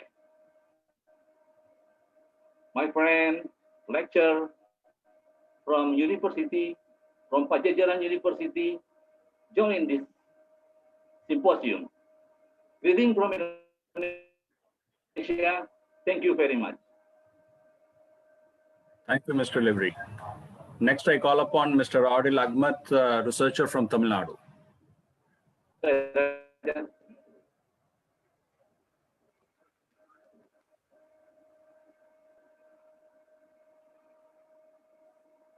Mr. Adil Ahmed from Tamil Nadu. Okay, I will call the next speaker, Mr. John D. Brito from Chennai.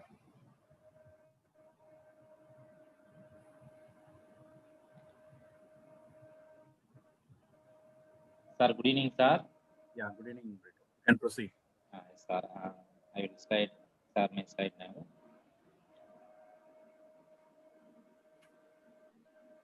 Slide is visible, sir, now? Yes, perfectly visible. Yes, sir. Myself, Mr. John D. Brito, research scholar from Anna University, and the state coordinator, CWSIR, Chennai, and assistant professor from JNN Institute of Engineering, Tiruvallur.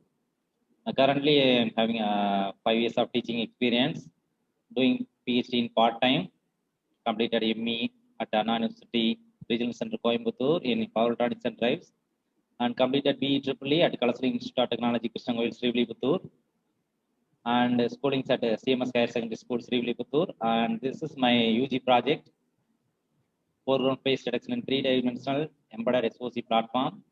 And PG is robust bidirectional adapter with charging and emergency discharging applications using PID controller.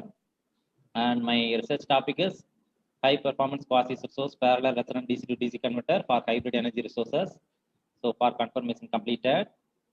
And according to journal publications, so far 2 annexed papers submitted and 2 Scopus paper published, one from Springer and one from Elsevier, and 11 international journals published so far, and 5 international conference presented, and 1 national conference also presented, 1 patent published. So far, I have worked in 3 reputed engineering colleges, and so many technical programs I have participated and completed, and 4 membership I am having till now. And so far, I have received more than 8 awards through Rotary Club of Chennai. And these are all my personal data. Now we will move to our abstract.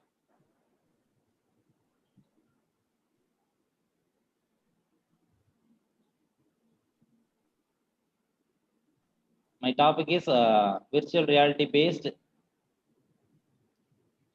hologram food supply management system at the time of flood. And this is my topic. The project is focused to fulfill growing the need of customers. Virtual reality is nowadays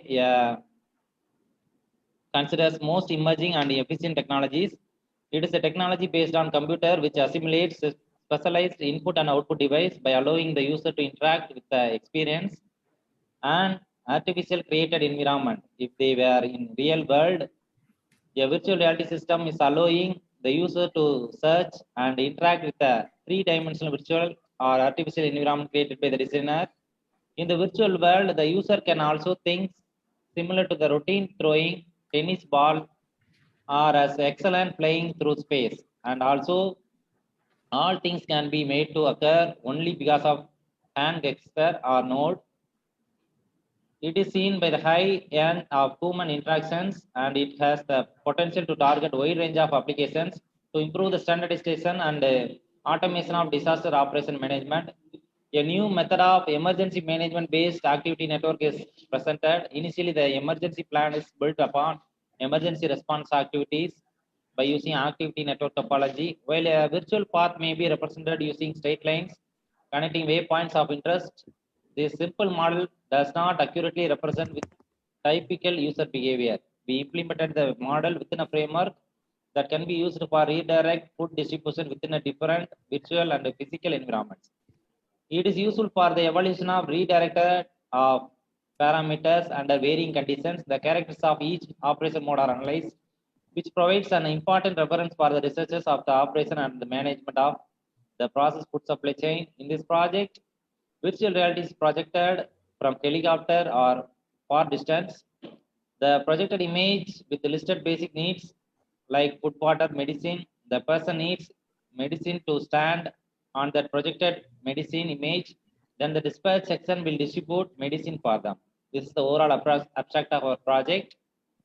And let me go for the design. This is the receiver section. And this is the Arduino board with the 4 DC motors, one for food, one for medicine, one for emergency, and one for the supply chain. And this is the Arduino controller unit, and this is for our supply unit through converter circuit, and this is our pin diagram through CPI unit, and this is our hologram project. And these are all the requirements we have in our project. And this is the hardware design of our overall model with the virtual reality light source. This is our overall control unit with the 4 DC motors with the battery and Arduino unit. And these are all the reference we have completed for this. Thank you so much, sir. Thanks for my sincere thanks to entire CWSR team for the opportunity to given my entire work. Thank you so much, sir. Thank you for the opportunity. Thank you, sir. Thank you, Mr. Brito. You can stop sharing your screen.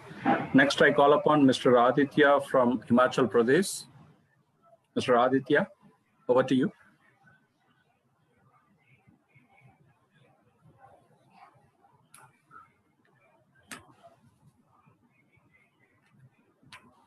Mr. Aditya, are you there? Okay, we'll move on to the next speaker, Dr. Jahangir Ahmed from Jammu and Kashmir.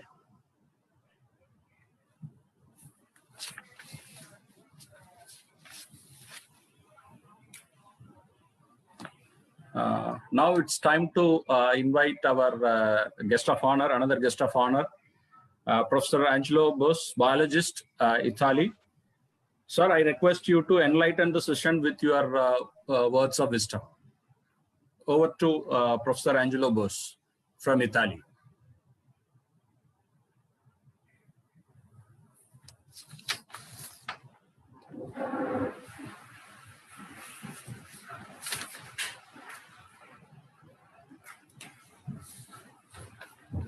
Next, I call upon Ms. Rania Lambo, Ministry of Education, Greece. She is the busiest person right now in this world. We can see her face in all of conferences. Ma'am, we are really honored to have you in this forum. I request you to enlighten the session with your words of wisdom. Over to you. Greetings from Greece, from Athens. Thank you very much for your lovely introduction. I would like to congratulate the Charles Walter Society for Innovation and Research about this so meaningful and enriching event about research. And research is the only means by which knowledge can advance. It is solidly based on logic, determination, hard work, diligent method, and careful choice of method for data collection to ensure validity and reliability. Researchers are modern heroes and pioneers. Without them, knowledge becomes a static dogma and loses contact with reality. Knowledge and science have their own ears, arms, legs, and these are all the dedicated researchers of the world. Furthermore, an important issue is the research ethics, which guides these hard workers towards their goals. Ethics sets boundaries and reminds us that the well-being of humanity is served by knowledge and not the opposite. Within this framework, science can contribute not only to the enrichment of knowledge, but the advancement of civilization in general.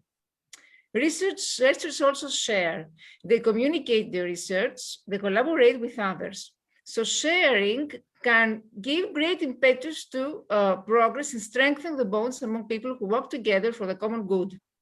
In the post-COVID era, research, in particular clinical research, is even more important because it can give solutions to the health crisis of the COVID pandemic that humanity is experiencing. Millions of lives depend on this. On the other hand, whenever human subjects are involved, I would like to highlight some important ethical principles that apply however urgent and serious the current circumstances may be. Social and clinical value. Research should be important or valuable enough to justify asking people to accept some risk or inconvenience for others. Scientific validity. Validity refers to the degree to which a study or questionnaire accurately reflects or assesses the specific concept that the researcher is attempting to measure. Fair subject selection is the first and foremost concern which must be ensured before initiating a research project. Which subjects may enroll in the research is determined by the study's inclusion or exclusion criteria. Vulnerable groups of people. Nowadays, there is an increased concern about vulnerable groups and whether it is ethical or not for them to be used as research subjects. Vulnerability is one characteristic of people unable to protect their own rights and welfare. So vulnerable groups include prisoners, institutionalized students, mentally ill persons, aged people. Something very important, informed consent. Informed consent is the major ethical issue in conducting research. When a person is voluntarily and intelligently and in a clear manifest way gives his consent. Favorable risk-benefit ratio. This principle is related to the Hippocratic be of benefit, do not harm. For research that involves more than minimal risk or harm to the subjects, the investigator must assure that the amount of benefit clearly outweighs the amount of risk.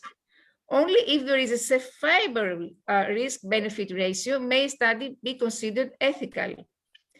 Respect for privacy. Privacy is the freedom an individual has to determine the time, extent, and general circumstances under which private information will be shared with or withheld from others. Respect for potential enrolled subject. Individuals should be treated with respect from the time they're approached for possible participation, even if they refuse enrollment in the study, throughout their participation and after the participation ends. And this includes respecting the right to change their mind, to decide that the research does not match their interest and will withdraw without penalty. Informing them of the information that might emerge in the course of research, which might change their assessment of the risks and benefits of participating. Monitoring their welfare, and if they experience adverse reactions, untoward events, or changes in critical status, ensuring appropriate treatment and, when necessary, removal from the study. Informing them about what was learned from the research. Respect for anonymity and confidentiality. The issue of confidentiality and anonymity is closely connected with the rights of beneficence, respect for the dignity and fidelity. Independent review, which is a chance to receive feedback from individuals with expertise and perspectives that may not be represented in the development group. And another important aspect of contemporary research is multidisciplinarity, because in our time and age, strict specialization has compartmentalized human knowledge in a way that information started not making sense. Humanity realized that integrating knowledge can achieve much more than putting information in tightly closed boxes. Current problems are of complex nature and require knowledge from many fields such as economic, social, political, psychological. In all probability, problems of the future will be ever more complex. Therefore, multidisciplinarity will be our only choice. Multidisciplinary research is a collaboration that helps scientists approach the same problem in different ways, and as a result, they gain a fuller understanding of the problem. This approach provides real solutions and clear-cut conclusions, free from being considered isolated or partial ones. However, the collaboration among people of different backgrounds requires teamwork, leadership, tolerance of difference and ambiguity, and selflessness. As educator, I can say firsthand that interdisciplinarity approaches work very well in education too. Children retain information because it makes sense to them, and they find connections which make them more creative and help them leverage the knowledge they acquire in order to autonomously promote their own education. A holistic approach is even more important in the post-COVID world. Thank you very much for your attention. Thank you, Ms. Ravani Alambo, for your time and support for making this event a grand success one. Next, we'll move on to the abstract presentation. Now I call Ms. Preeti from Mumbai.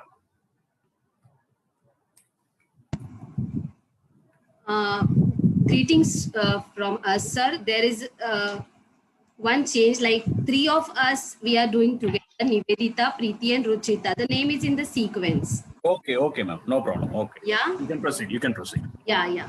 Just I want to share my screen.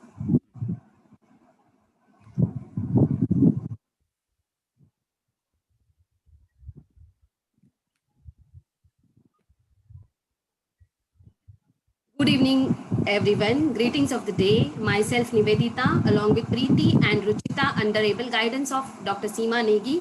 We are educators from Sanjeevani World School, Mumbai.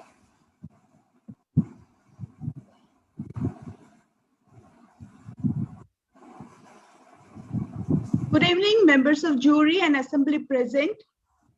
Myself, Ms. Preeti, Ms. Nivedita and Ms. Ruchita are going to present this abstract that is on social emotional impact of online education on learners.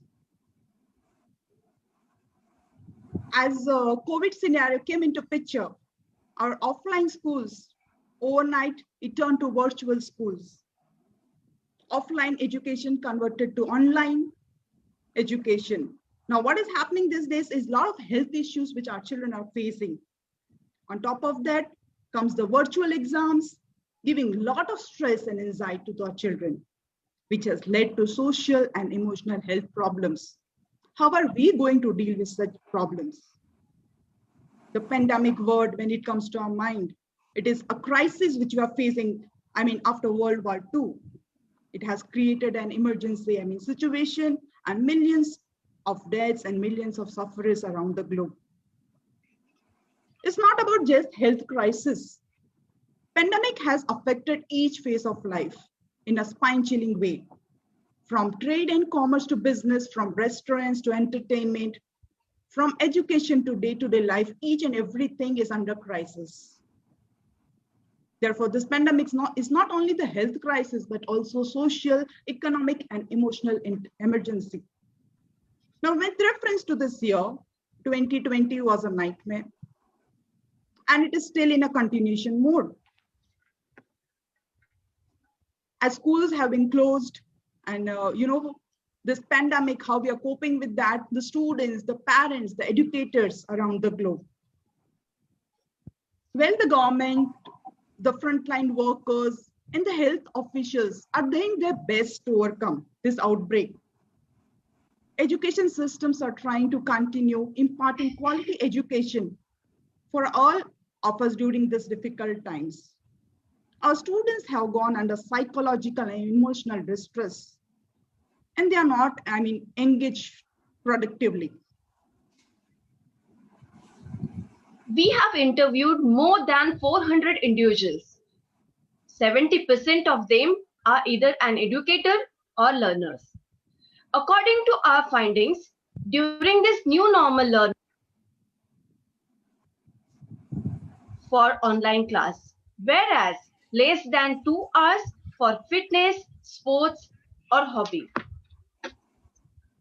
More than half respondents claimed that learners have developed health issues and they are stressed. It means this figure shows alarming situation. 50% of respondents feel that learners are socially connected and they are happy with online education. However, they miss emotional connect with peers and educators. On the other hand, respondents claim that two-way communication is lagging on this platform. During the online learning, this is an important figure. 75% respondents claim that this online education phase has adverse effect on learners. 75%. Can you imagine? Also, 56% of respondents claim that learners will lose interest if this continues for one more academic year? Do we have any option? We really need to think of an option. Adaptability is a key to survival. Therefore, we educators, our learners, and parent fraternity have adopted this new normal, this new education system during crisis. But we need to really concentrate on social emotional impact of online education on learners. This impact will definitely play a major role in their holistic development. Eventually, we need to save our future generations from the adverse influence of technology. We need to prepare them for uncertain future. It seems like this is the right time to educate our learners for how to manage the intense feelings like sadness, isolation, anxiety, stress, depression, boredom, and we have to really work on adversity quotient. In today's newspaper, in today's Times of India, 18th April, there was a small article, small write-up about how parents are worried about social isolation and irritation in kids. It's increasing day by day. So we need to really form a strong support system for our learners. Talking about the mental and social and emotional support system, it is essential due to this during this challenging time. It is essential that we have to focus on skill-based learning. We need to focus on social and emotional fitness, social and emotional health of our students. If the school is closed, they are developing stress, anxiety, depression, boredom, and where they will go and speak. So in this pandemic situation, we have adapted the change of virtual learning, but how far the learners are going to survive? Think of their age group. The questions arises here. As all of us, we know that to acquire in-depth knowledge for development and prosperity, one has to do a lot of physical, emotional, mental exercises and experiments. So creative skills, innovative skills, creative arts and social emotional development is equally important. When we look back to the old education system, the Gurukul system, which we used to have, the residential schools and the skill-based learning, can it become a new normal or a blended learning module after COVID situation? So what we recommend in this research, we recommend we need a platform to speak up and interact, not we, the learners need platform. There are many platforms are available, but there are very few platforms where they can express their feelings and thoughts. So the platforms are needed, like this platform as well. We recommend the gatherings on small scale or small unit of residential school, like Gurukul system, skill-based education. It's not about mark-centric versus life-centric. It has to be balanced. We recommend frequent counseling session for kids. We recommend activity sessions to keep learners engaged and relaxing techniques. We at Sanjeevani World School, we are conducting few of this and we are trying to help our learners. Let's help our learners to survive socially and emotionally in this crisis. Thank you so much, CWSIR. Thank you so much for giving us opportunity and creating this platform. Thank you, Ms. Nivedita, Priti, and Ruchita for your wonderful presentation. Next, I call upon Mr. Mohammad Ashraf from Jammu and Kashmir to present his abstract. Mr. Mohammad Ashraf.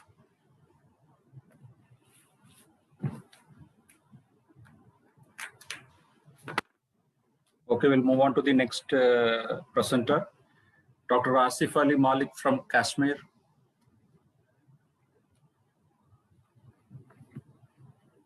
Dr. Asif Ali. I call upon Ms. Sita Lakshmi Balu from Malaysia. Now I call upon Ms. Sita Lakshmi Balu from Malaysia. Thinks he's not here. Next, I call upon Dr. Rukmini from Tamil Nadu. Dr. Rukmini, please unmute yourself.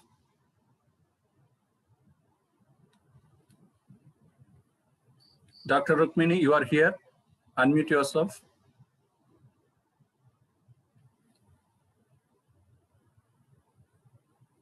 Dr. Rukmini?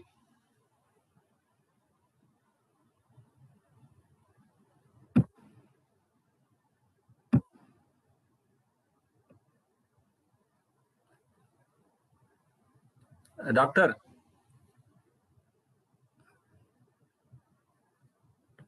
Next, I call upon... Hello. Yes, ma'am. Now you are audible. Please proceed. 1 second, sir. As I told you, the paper is co-authored by Remya and Ajish along with me. So Remya will be, presenting the paper. I request Okay. Ramya to start presenting. Yes, please. Sorry for the interruption. No problem, no problem.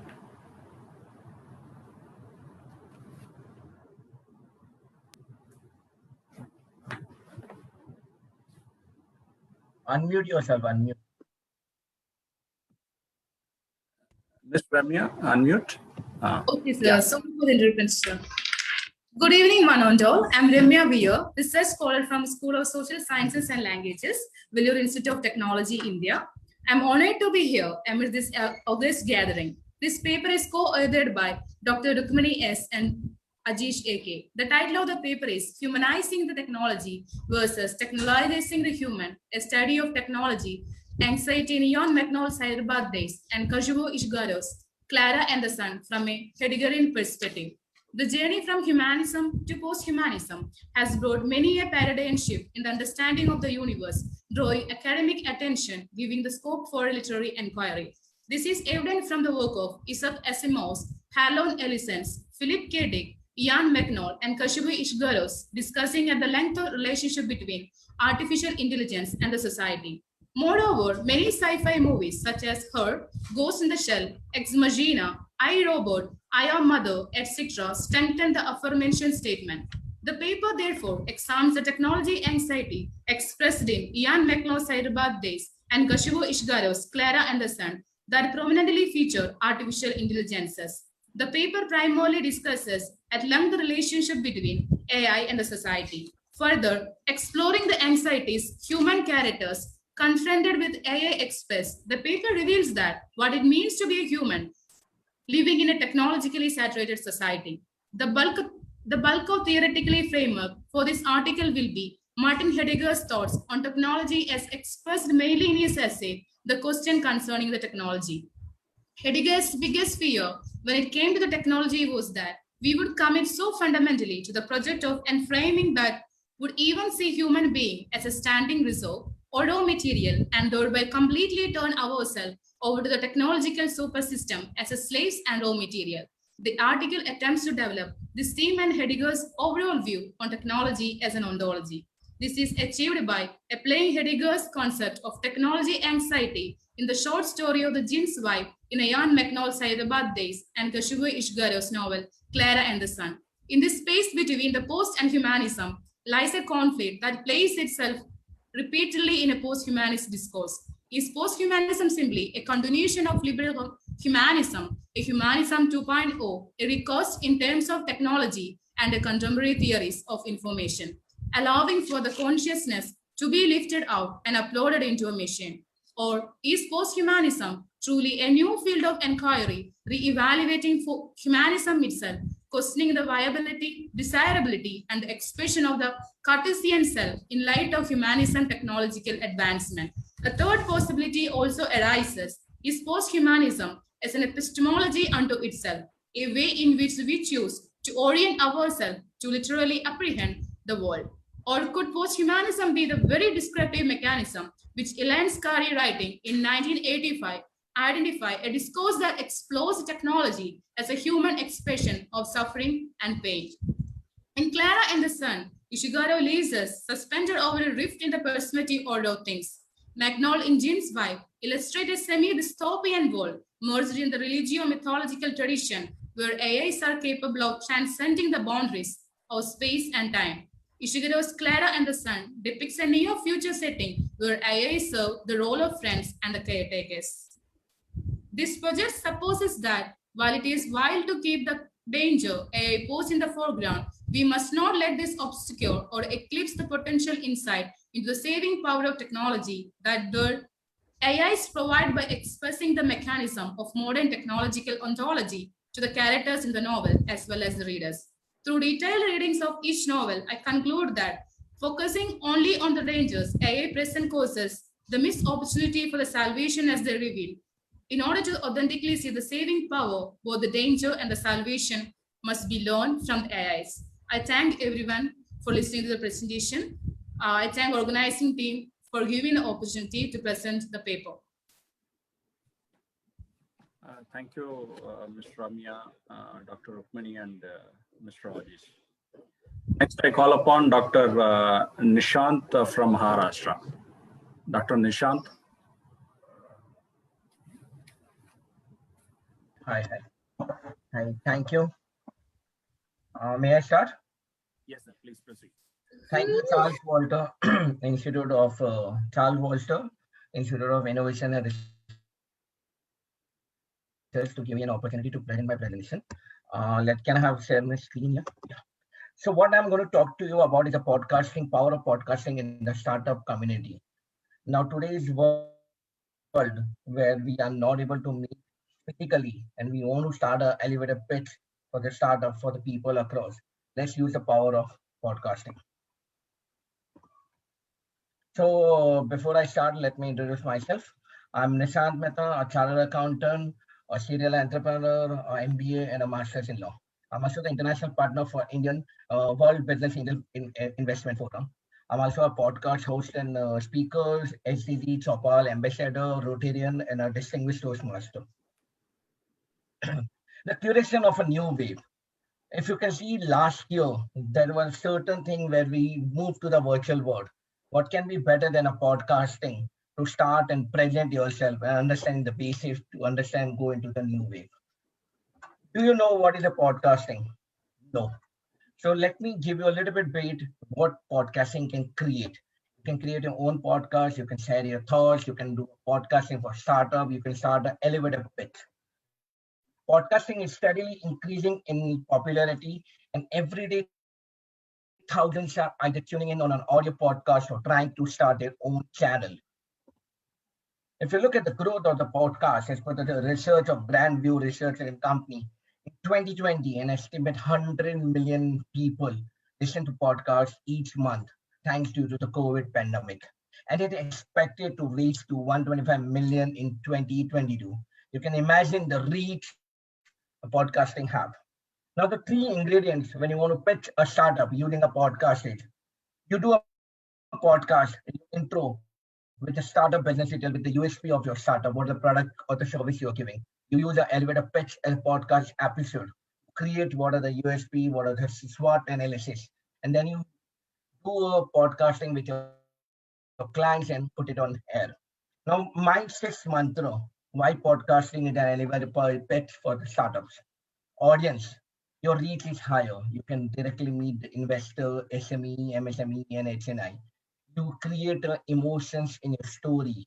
Sometimes people are not able to express when they have a physical and a video on, but with the podcast, they can create emotions in their own story. And the speech in the content is there for lifelong. You can build up your presence in the startup and investment platform. Audio, your inner voice. Whenever you express using an inner voice, the impact is more powerful and cost effective. And it is so powerful that people will actually hear your story, why you started a startup, what are the products and the services, and it help you out to create a powerful impact. Now, if I was listening to a couple of other researchers, and I realized they always want to express and use the virtual world. Why not add podcasting to your utility tool and you can reach many more people? It's very simple to set up your own equipment. You need a good PC or a console. This is a podcast. You need a streaming software. You need a stable internet connection. This is something which everyone of us have it.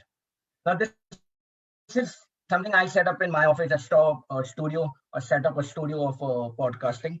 My podcast in Nispod, and once you put it on Anchor, you go into Spotify, Apple, Google, Kuku FM, Dana, Breaker, and many more channels. Automatically it goes. So your reach is higher. Creating a podcast is much simpler. This equipment, which I'll show you after the presentation is closed, it is just cheap. It's not expensive. Entire setting up podcast studio will cost you not more than $4,000, 4,000 INR. The branding tip: you can be creative with your name. Like I use a Nishpod, which is a Nishant podcast. You publish regularly. I don't know, once in a month. You can do it once a week also. You can customize graphic for your podcast brand. You can brand your product on the podcast channel, and automatically your brand is visibility increases. Must have for budding podcaster: good equipment, consistent schedule, unique branding, activate social media, and a catchy tagline. Podcasting streamline should have a headphone, a mic, a mouse, and this is what you're done. Quick guide on a monetization. Once you build up your channel, even if you're startup, you don't get a funding immediately, but gradually, if you keep on pouring more and more content, you automatically get a chance to become an affiliated or partner on your platform. And the people who are going to get business from your startup will come to you and they will give you ad revenue. It becomes more proactive in reaching to potential sponsors. A podcast, it is a great way to develop relationships, hard to reach people. Today I'm sharing it here. You never know, I might be able to share it to 100 more and million more people through my podcasting channel. This is an equipment simple to use and not too expensive. So guys, if you want to create your own podcast or share your story everywhere, whatever you're doing in the field of education or social service or humanitarian ground or an innovative product, podcasting is the channel which can many, many places. Thank you, CS, Charles Walter Society for Innovation and Research, for giving me an opportunity to present my case. Thank you. Thank you, Dr. Nishant. Next, I call upon Dr. Jahangir Ahmed from Jammu and Kashmir. Dr. Jahangir, over to you.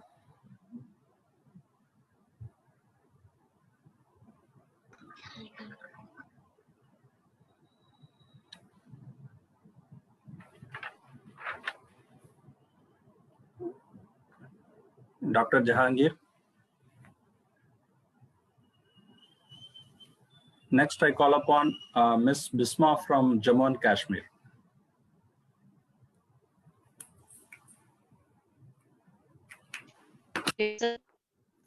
Am I audible? Yes, ma'am. Am I audible, sir? Ma'am, you are audible. You can proceed. Myself, Bisma Farooq Sheikh, and I'm doing PhD in Department of Psychology, University of Kashmir. And my research topic is pursued parenting as a determinative of self-determination among emerging adults. As we all know that parents play a considerable role in the development of an individual, be it on the physical development, on psychological development, emotional development, social development.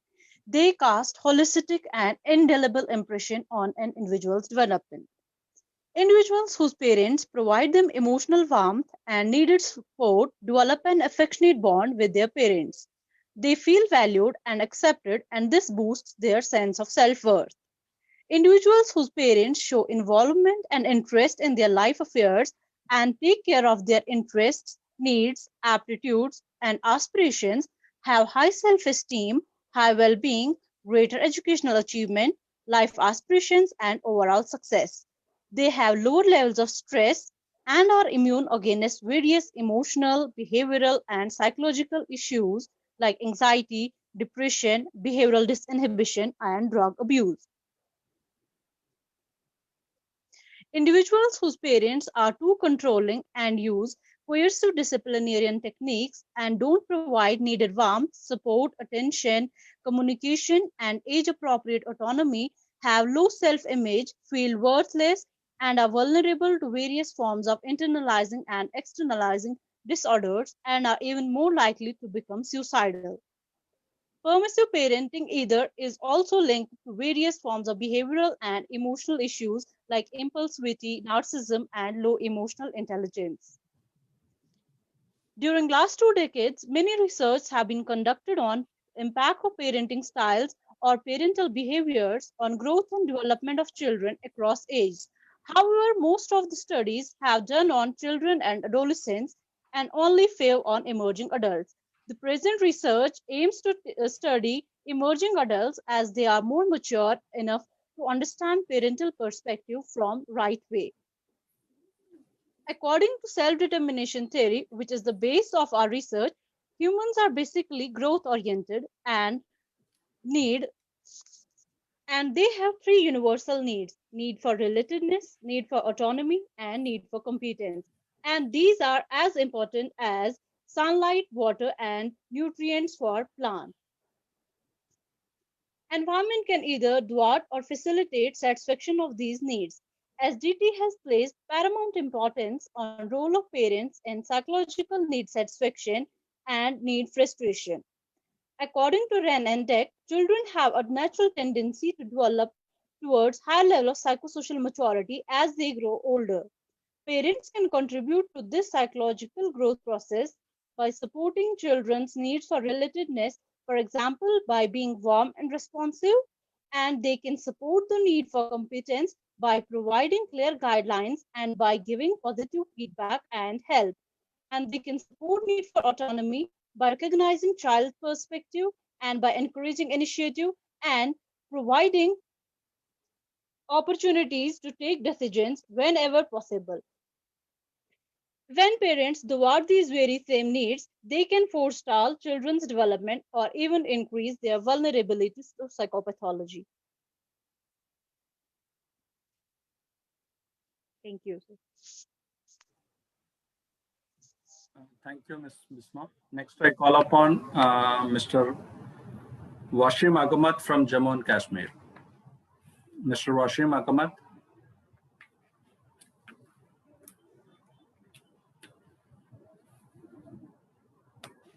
We'll move on to the next presenter, Mr. Firdos Agmat from Indore.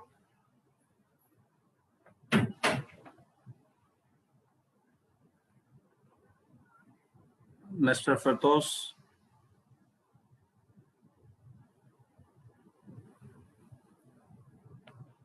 Now I call upon Ms. Luliana from Romania.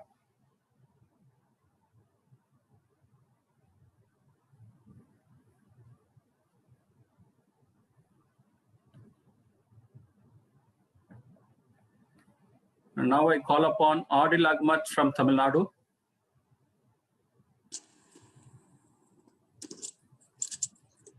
Mr. Adil Agmat.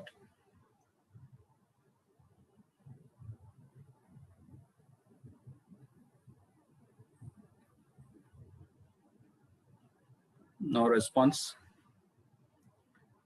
Mr. Ankush from Maharashtra. Hello. Yes, sir. Yes, sir. You're audible. Please proceed. Yes, thank you so much.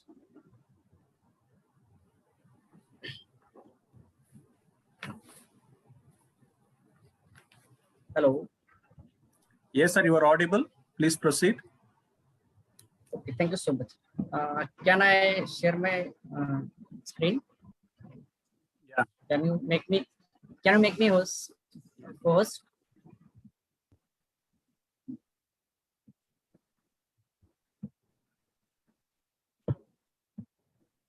Now you check your screen sharing option. Just.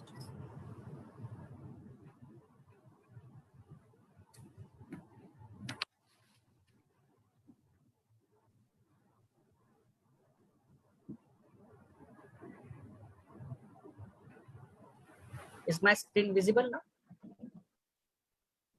No, sir. Nothing is visible. It's a blank screen. Okay, okay. Just a minute.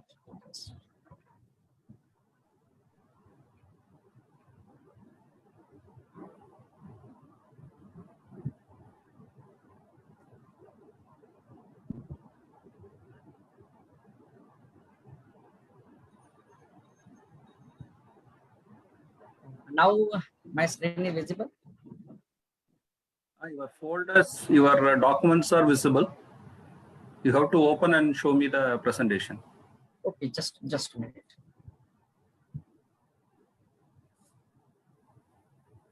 I'll try to open this.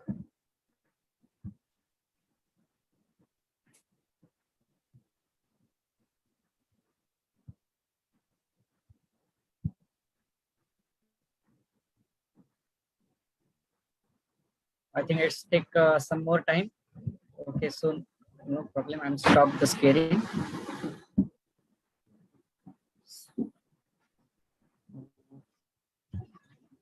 Thank you so much. I'm Ankush Gavande, founder of. Am I audible, sir? Yes, Hello? yes, please. Yes, sir. Yes, sir. Okay. Thank you so much, all of you. I'm Ankush Gavande.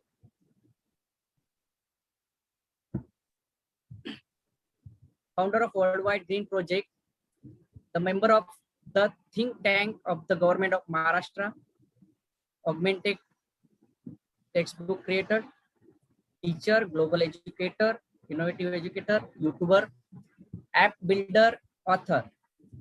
I'm worked at ZP School Mangrulchawala, Taluka Nandgaon Khandeshwar, District Amravati, State Maharashtra, India. My research heading is online test study is the best. Am I audible, sir? Please proceed, sir. Please proceed. Okay, thank you so much.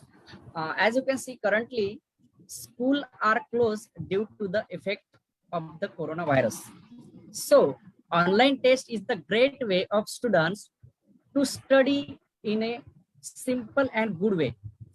This activity allows both study and assessment of the student, and the students study regularly. Online tests are routinely sent to students WhatsApp groups.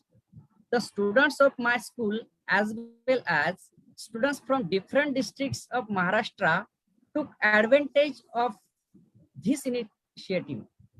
Parents and students responded positively about the initiative through phone calls and messages. Certificates were sent online on May 1, 2020 to students who are solving daily tests through this initiative on their WhatsApp and email. What is the objective of this online test study based initiative? This initiative was taken to ensure that the students continue their studies even though the school is closed. The benefit of this initiative was excellent for both the parents and the students. It was easy to study. Students can also self-assess by self-study. Due to this activity, students started studying every day, and teachers began to respond via phone messages during the corona period. Students began to study in a language that was simple and easy to understand. What is the planning and operation of this initiative? In view of the growing impact of the coronavirus, the administration has closed school and plans have been made for the study from home. So the first student to have an Android mobile, their WhatsApp group was created, and parents who can't handle mobiles were given guidance on that. Discussion were held with the head of the center, headmasters and parents before implementing this project, and other technical friendly teachers friends, and try to bring some innovation in the venture. The following steps were taken to implement this initiative. First of all, how many parents have Android and how many parents have a simple mobile? Then how many parents can handle mobile? Creating WhatsApp group, creating online test from Google Form and testmos.com, sending by test group and solving problems encountered in the solve test, making certificates for students who are solving daily tests, sending certificates to them via WhatsApp and emails.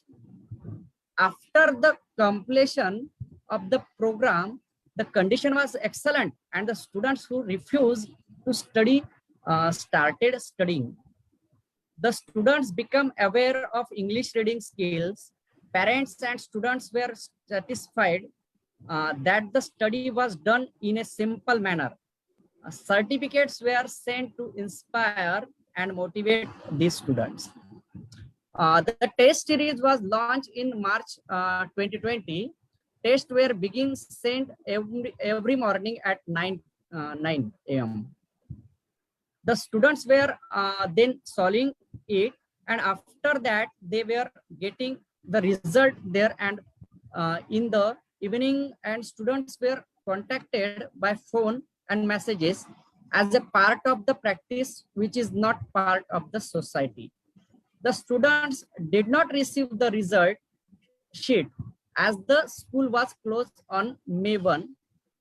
So under this initiative, online certificates were sent through WhatsApp to all the students in my school and various districts who are taking daily tests. This activity is not only for one class, but also for the students of class 1 to 8. So this helped other teachers in school, in my school, to pass the test for other students, as well as teachers from other districts also send the test to their students.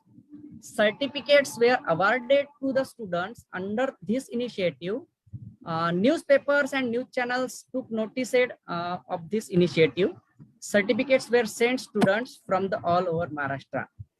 My interview also about this initiative on the news channel gives there are a link in my presentation, but presentation are not seen there.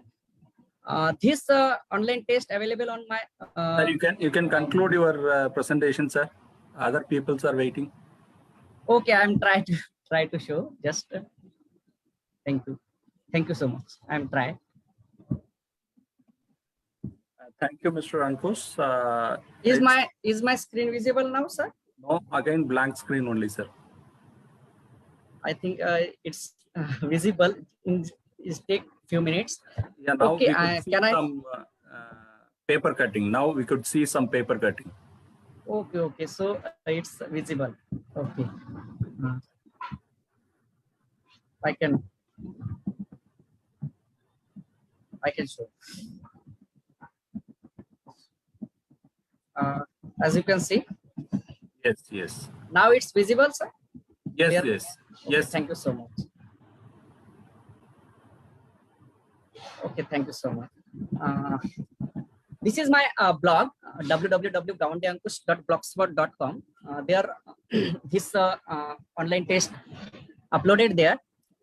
What is the success of this initiative?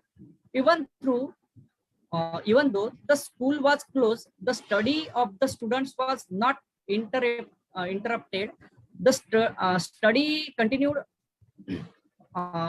uninterrupted.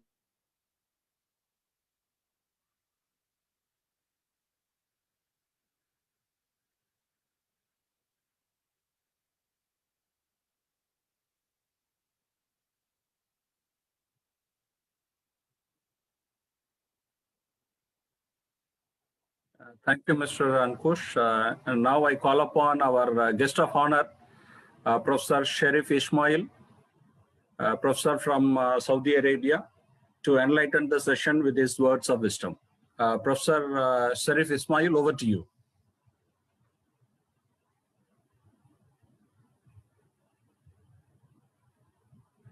Professor, are you there?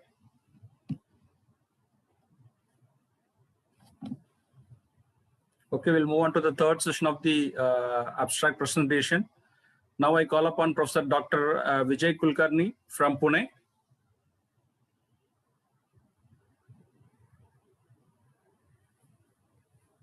Professor Vijay Kulkarni.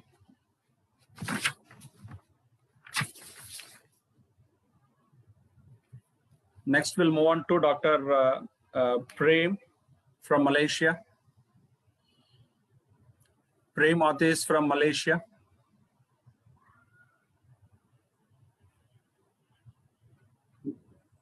Greetings, sir. Yes, sir. SWSIR. Good morning, good afternoon, good evening to all of you. I am Dr. Prem Atis from Malaysia. I am a member of the Doc to Us COVID-19 Task Force, the COVID-19 pandemic that has enraged the global 200 countries plus. In fact, now I am seeing patients and doing this as well.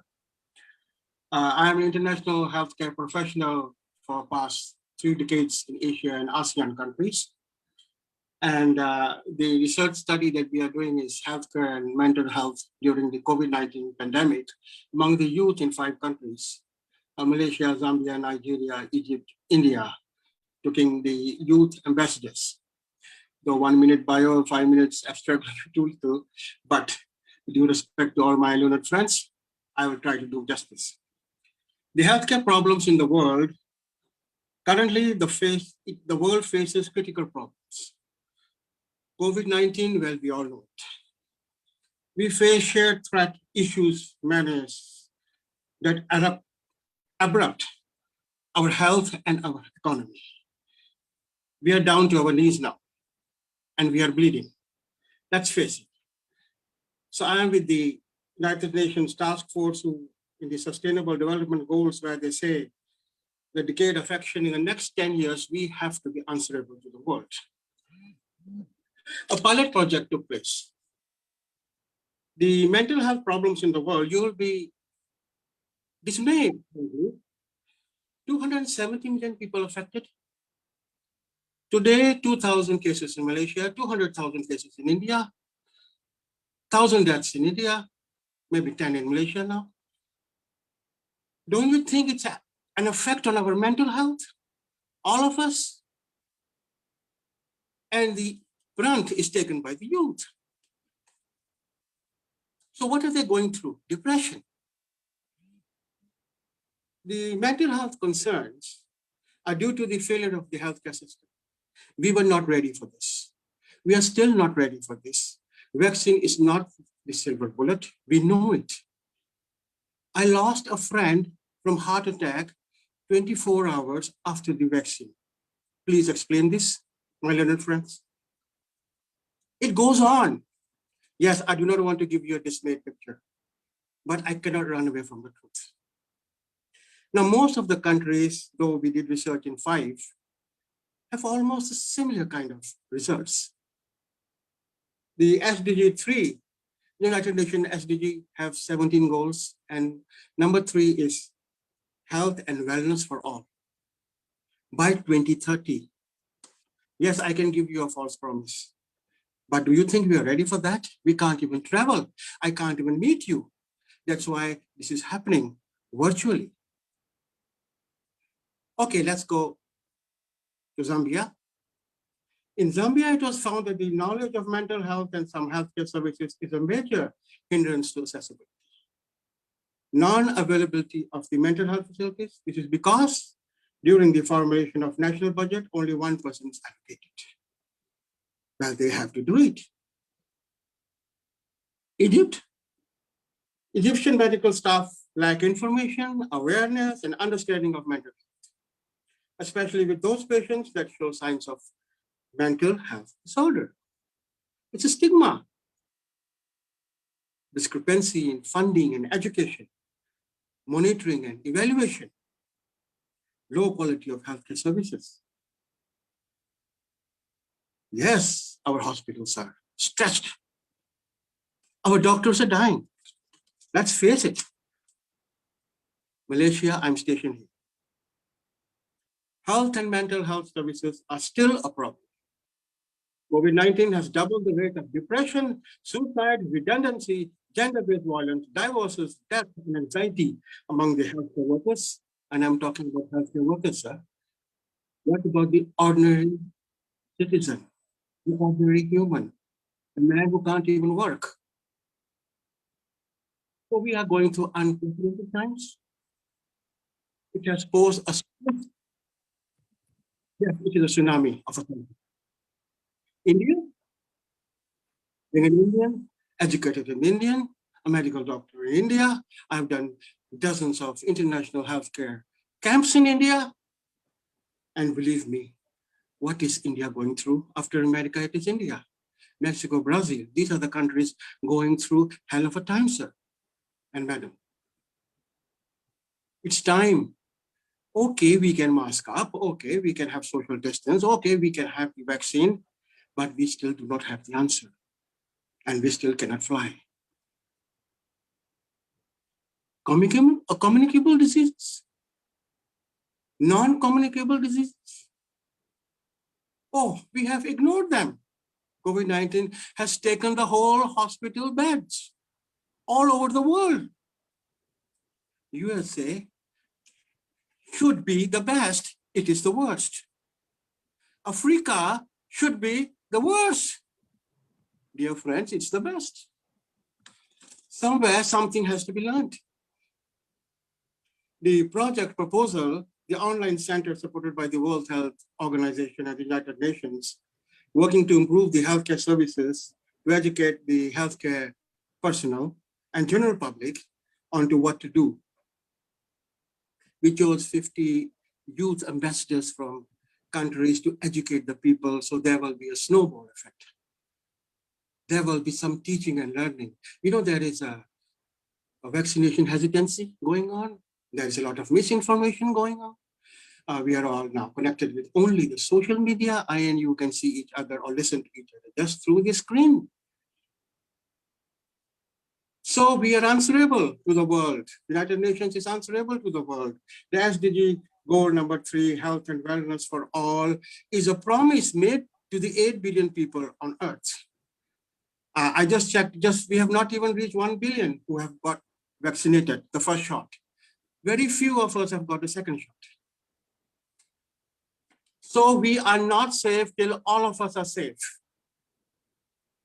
The trainee and the ambassadors all over the world, they have to participate now. The 200 countries have to participate now.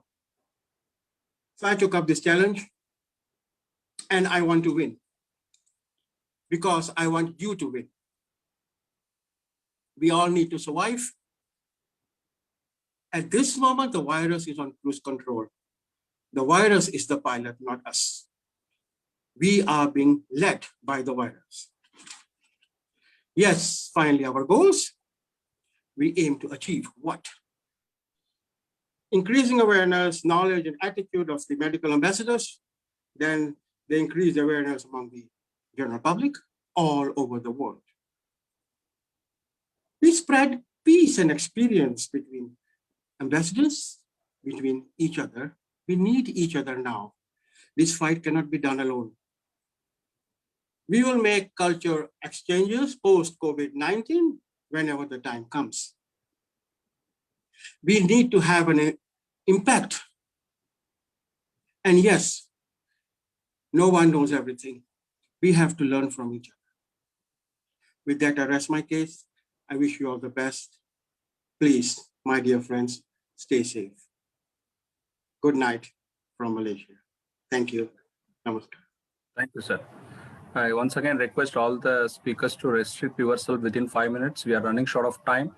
We have to invite another 7 more speakers to conclude today's session. Now I call upon Dr. Jahangir. Dr. Jahangir, over to you. Hello, am I audible? Yes, please proceed. Good evening to all of you. And thank you very much for giving me a chance to speak on the World Researchers Symposium 2021. You know, I will be speaking on research ethics and COVID-19. You know, researchers, it's very important for researchers to learn how to interpret, access, and apply various research rules and how to make decisions and to act ethically in various situations. The number of involving human subjects on coronavirus disease 2019 is surging, bringing challenges to the ethical review committee in terms of reviewing speed and spatial ethical considerations under the pandemic. For resource allocation and priority setting, physical distancing, public health surveillance, healthcare workers' rights, and obligations to conduct of clinical trials. The COVID-19 pandemic represents serious ethical challenges. These in turn are complicated by the diverse health systems and cultural and socio-economic context of countries. Consequently, there is a great need for guidelines to ensure ethical conduct of research. Researchers, research funders, and countries should provide individuals and communities who participate in research with access to any benefits that result from their participation. While interventions are bound to be safe and effective, those interventions should be made available to local populations as soon as possible, including via monitoring, emergency use of unregistered and investigation interventions when appropriate. All efforts should be made to provide fair access to all the benefits of research conducting during emergencies. The following are elements of research ethics that require specific attention in the context of COVID-19 pandemic. Applicants and researchers will be required to adhere to all the preventive measures as advised by the World Health Organization and National Guidelines. No research activity should be undertaken if they impede emergency responses, safety considerations for research participants as well as researchers are paramount in health emergency and pandemic contexts. Research designers need to have clear protocols of risk assessment and mitigation strategies to ensure protection from risk of infection and to mitigate other health risks, including potential mental health impacts on research participants and researchers.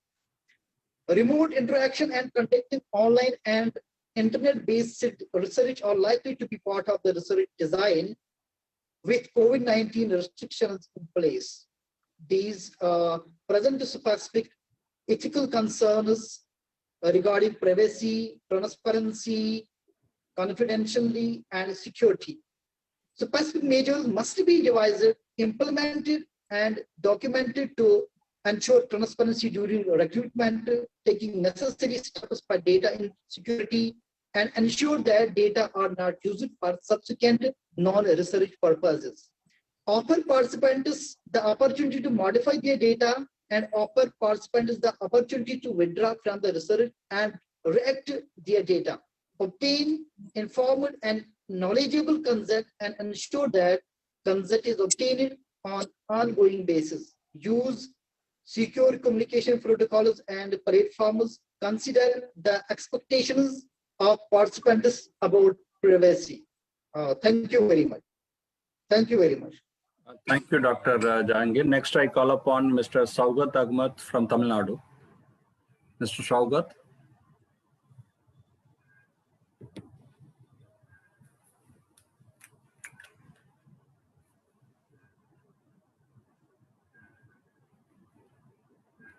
Next, I call upon Mr. Adeline Isaac from Nigeria.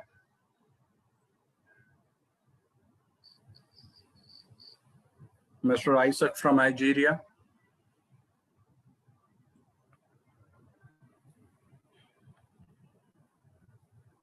And next presenter, Mr.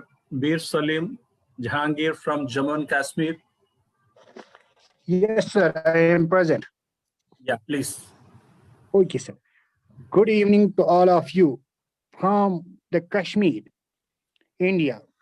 I am impressed by this webinar too much, as I have watched the presentation of most speakers that deal with the science mostly about the current issue of the whole world, that is pandemic COVID, and that the speeches given by all were very impressive and fruitful and knowledgeable. But my presentation is on humanities, and I hope that you will bear me for a few minutes. My topic is Aga Shahid Ali as a pro-feminist poet. Pro-feminism is the supporter of feminism without implying that the supporter is a member of feminist movement. The term is most often used in reference to the men who are actively supportive of the feminism. Aga Shahid Ali is one among the supporters of the men who support feminism without being a member of the feminist movement. There were some great men, including Protestants from the very ancient times, who were supporters of the women's rights, as women's voices were often difficult to recognize in the ancient world. But great personalities such as Aristotle, Plato, etc., were their supporters to whom we may call feminists. There are some men who might be considered as feminists by today's standards, such as Sappho, Freud, Lacan, etc. Aga Shahid Ali is also a supporter of the feminist approach of writing according to modern standards. Many feminists absolutely reject the idea of following men into it for them. Feminism tends to be thought of as a movement of women. However, we must accept that feminism is not considered with a group of the people it wants to benefit, rather than being a movement in favor of the woman. Feminism asks people to support a movement against injustice. Feminism is a collection of movements, ideologies aimed at defining, establishing, defending equal political, economic, cultural, social rights of the woman. A feminist advocates or supports rights of equality of women. The definition is also applicable to Aga Shahid Ali's practical life, as well as to his creative writing. As through his creative writing, as a writer reflects society, and same is the case of Ali. In his practical life, in his family members enjoy the same rights as those of males. Also, he spent most of his life in West, where both sexes are treated equally, which is reflected through his work. Both male as well as female can think and do something good for the welfare of the women suffering. Aga Shahid Ali was too much supporter of the woman in practical life as well as in his work that he was even labeled as a great poet. Ali did not want to be marginalized as what he was labeled as great poet by some critics. He did not like to be the part of any woman's anthology. He wants that the work to be primary thing. He said that if one wants to be recognized, appreciated, or even disliked, but as a work, not because you are from a particular background or ethnicity or sexual orientation or whatever. It shows that he wanted to support for the women's rights, even though he may or may not be recognized or appreciated. He wanted to work for the welfare of the woman and did not care whatever the people will say about him.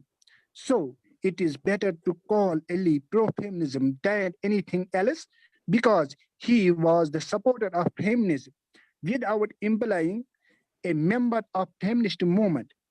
Aga Shahid Ali had been brought up in a family where every member of the family shared the love of each other and take the care of one another without any difficulty on the basis of the sex. In his family, there is no difference between male and female members, while all are treated equally in all respects. In his family, the females had full freedom and also they are allowed to get higher education and which they get not only in their motherland but also in foreign countries. All the female members such as grandmother, mother, sister are able to get opportunity of higher education, not only from their own country, but outside seas. Aga Shahid Ali's mother, Sophie, was broad-minded lady who take care of her 4 children and has devoted supplies to her husband.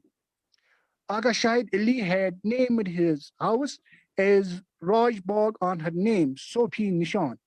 She was well-educated lady. Even at the time of her marriage with Aga Shahid's father, she went to higher education. She completed her higher education after her marriage. She taught at Jamia school and other schools. She became the first administrator of a refugee camp for women and children who had been rendered homeless after the participation of Indian subcontinent in 1947. It was this role, which was presented by her husband, that she used to sing and do Kathak dance to relate with those homeless people and women. This is all expressed by Aga Shahid Ali through his confessional poetry. In fact, her influence is stimulating to the poetic instincts in Aga Shahid Ali's play. Most important role he expressed himself. My mother is my poem.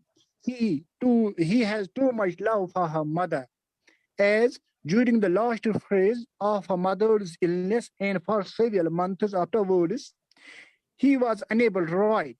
In the opening poem of his collection, he says, my mother, they asked me, so how is he writing? I answered, my mother is my poem.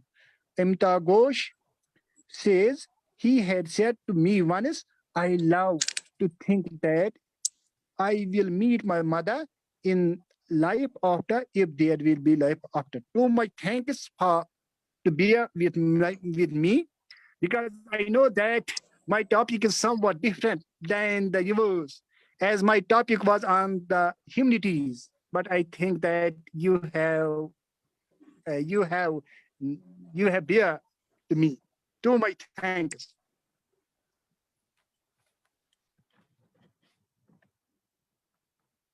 Thank you, sir. Thank you so much. Now I call upon Mr. Saugat Ahmad from Tamil Nadu. Good evening, sir. Is my voice audible, sir? Yeah, perfectly. Please proceed. Yeah, a very good evening to all of you, respected guests and other dignitaries. My name is Shaukat Ahmed from Jammu and Kashmir. Currently, I am pursuing my PhD from Anamala University, Tamil Nadu, and my research area is mobile governance. I am very thankful to CWSIR, who helped me to present my paper in this conference. The title of my paper is The Initiatives of Jammu and Kashmir Government for Public Service Delivery through Mobile Governance. The Mobile Governance Initiative of Government of India, followed by Union Territory of Jammu and Kashmir, aims at streamlining mobile governance in the country, received attention as a new paradigm for delivery of public services electronically through the mobile design. The Department of Electronics and Information Technology took initiative of mobile governance for better and efficient public service delivery through mobile phones. Jammu and Kashmir, commonly regarded as paradise on earth, an Indian administrative state, now Union Territory, is the largest Union Territory in India in terms of area. The mobile service was geared up in Jammu and Kashmir in the year of 2003. The government of Jammu and Kashmir realized that mobile governance has a great tendency in terms of providing better and efficient delivery of services to the people. In the age of the booming technology, running administration without or less technologies is trying to breathe without lungs. It is the fact that mobile governance plays an important role in streamlining and simplifying the task of the administration. Mobile governance is one of the important elements of the government in the present times, whether to provide public service to the people of the state or to maintain law and order in the state. In the modern times, mobile handsets became oxygen and blood for the people. As we realize the fact, during the scenario of the COVID-19, the role of mobile governance is very high. The citizens are now actively connected with the government departments through SMS, and 254 public services have been made available to Indian citizens living in the Jammu and Kashmir. From the above-mentioned service and benefits of mobile governance, the government of Jammu and Kashmir from time to time took many initiatives for mobile governance for better delivery of service to the citizens. The paper aims to examine the initiatives of the government of Jammu and Kashmir for public service delivery through mobile governance and other also challenges associated with it. My research questions are understanding the mobile governance and the initiatives taken by the government of Jammu and Kashmir for the promotion of the mobile governance. Other research questions are that does mobile governance bring efficiency, transparency, and accountability in Jammu and Kashmir, and also mobile applications developed by Jammu and Kashmir government and other stakeholders for public service delivery.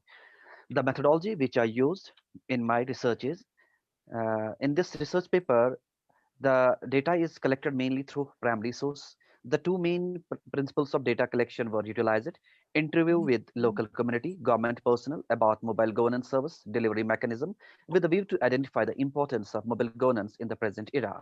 The historical and current writings have been used to develop a framework of the study and arrive at unbiased conclusion. At last but not least, it is seen in this research that mobile governance has a potential to enhance services delivery and customer satisfaction.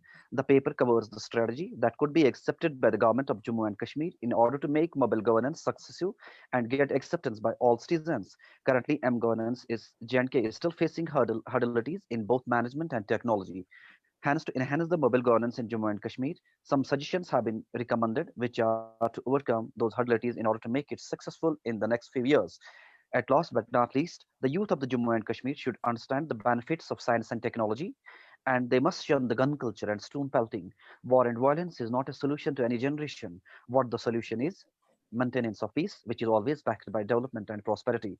Finally, mobile governance is romantic darling of e-governance, which opens the doors for more advanced options. Mobile governance is really a blessing and can be accepted if it is enacted and recasted properly, and its service can be initiated in an easy way to users. The review of challenges and opportunities knocks the door for the future work, where researchers can empirically and experientially explore such areas. Thank you so much. Thank you, Mr. Shaugat. Next, I call upon Ms. Najam Sagar, Jammu and Kashmir. Ms. Najam Sagar from Jammu and Kashmir. Good evening, everyone. Yes, ma'am. Yes, Sir, am I audible? Perfectly, ma'am. You can proceed. Okay. Sir, this is Najam Sahar, research scholar, Maulana Azad National University, College for Teacher Education, Srinagar, Jammu and Kashmir. Sir, actually, the research paper which I am going to present is a joint work of me and my research supervisor, Dr. Rahana Malik, Assistant Professor at Maulana Azad College for Teacher Education, Srinagar. And the title of our paper is a study was done, a study of the metacognitive abilities of secondary school female students. Sir, the metacognition refers to the awareness of one's own knowledge, what one does and doesn't know. It's one's ability to understand, control, and manipulate one's cognitive processes. It is process of developing self-awareness and the ability to self-assess. Metacognition pertains to the knowledge and skills for organizing, guiding, and controlling one's own thinking, actions, and learning processes. It concerns the skill for task orientation, which includes what am I to do, goal setting, which includes what am I to achieve, planning, how to reach the particular goal, and a systematic approach, which goes step by step. Then it includes execution of that very plan, then evaluation, and reaches to the outcome. And then there is reflection. What can I learn from that very skill? Sir, the present study, as in the times of COVID, the schools were opened for very short span of time. So the data was collected from the particular district, that is district Badgam of Jammu and Kashmir. Sir, the sample for the present study consisted of 50 secondary school students of female secondary school students of district Badgam, which the sample comprised of 9th and 10th grade female students.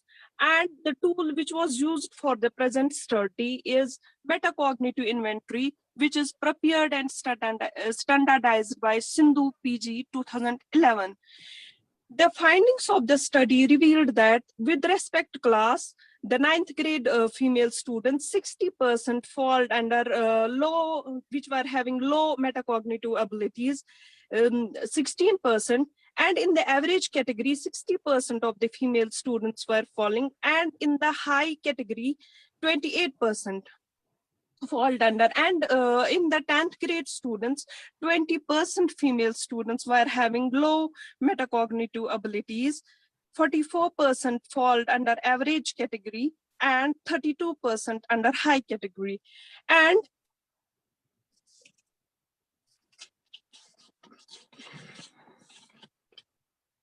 sir, am I audible?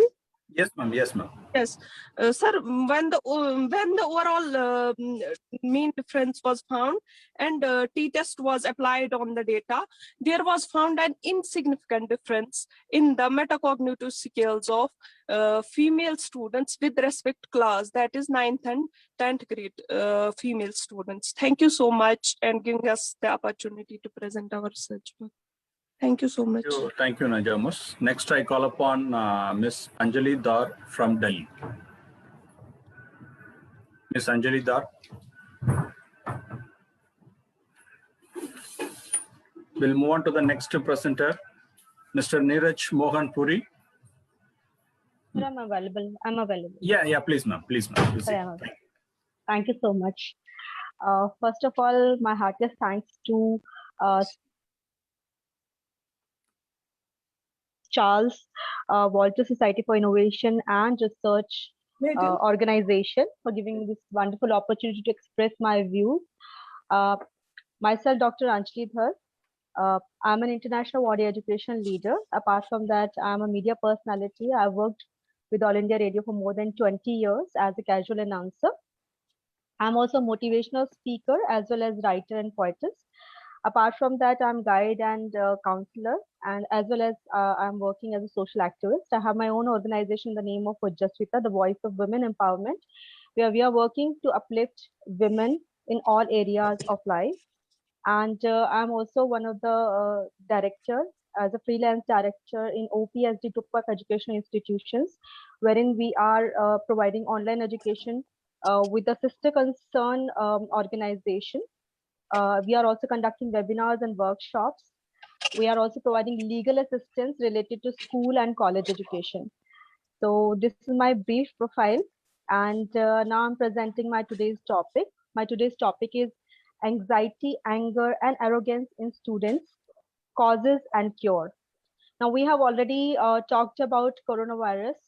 We are also suffering from the second wave of coronavirus. So we all know about the pros and cons about this particular pandemic. Now I'll not talk much about it because we have already discussed so many things about it, and I'll brief my abstract. I'll brief my paper because I know the time is very limited. So I'll take care of the constraints of the timings because I want to give opportunity to other people as well. So first of all, I would like to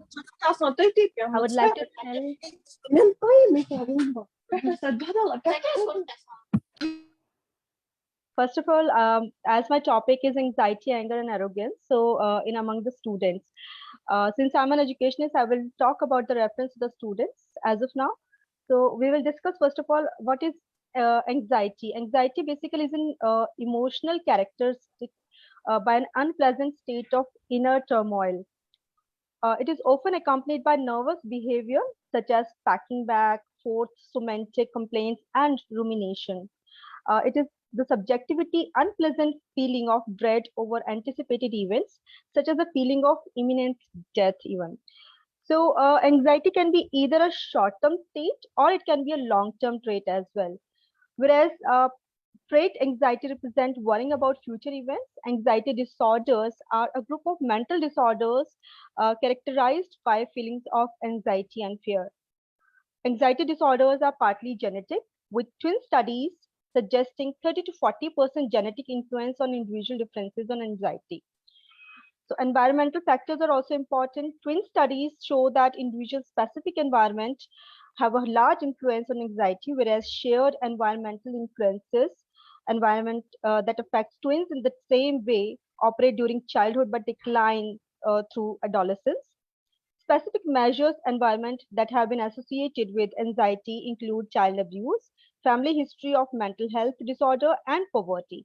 Anxiety is also associated with drugs use, including alcohol, caffeine, and many others.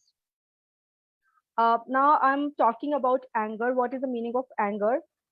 Basically, anger is probably one of the most debated basic emotion owing to difficulties in detecting its appearance during development, its functional and affective meaning. It may be positive as well as negative. Especially in human beings, behavior accompanied by anger and rage serves many different purposes, and the nuances of aggressive behavior that are often defined by the symbolic and cultural framework and social context.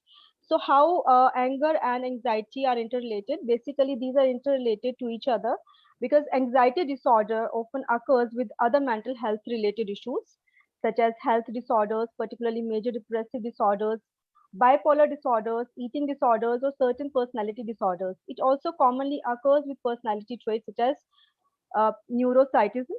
This observation is co-occurrence partly due to genetic and environmental influences between these traits and anxiety.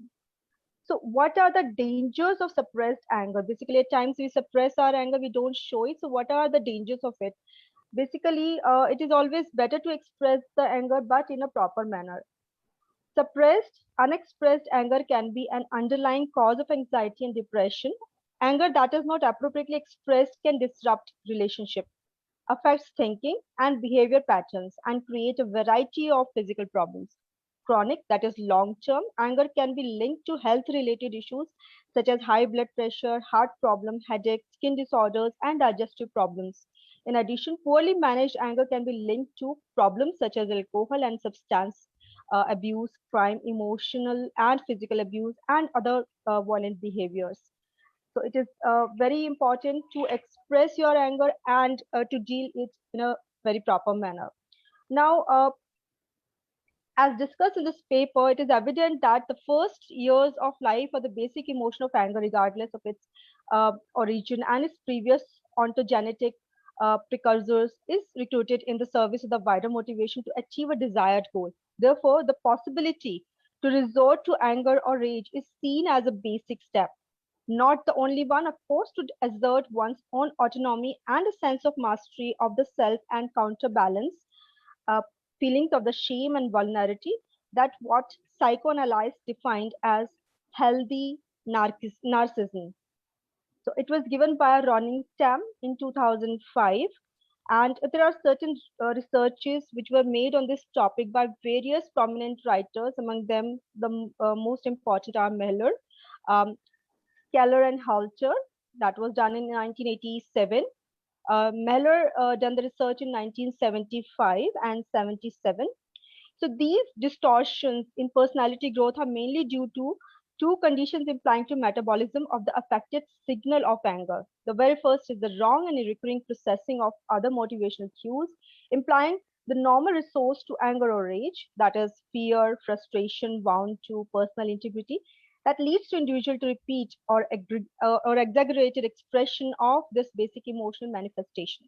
The next one is the individual has learned to confuse the internal signal of anger and behavioral manifestations of rage with her own assertion, affirmation of autonomy, sense of personal control, and integrity.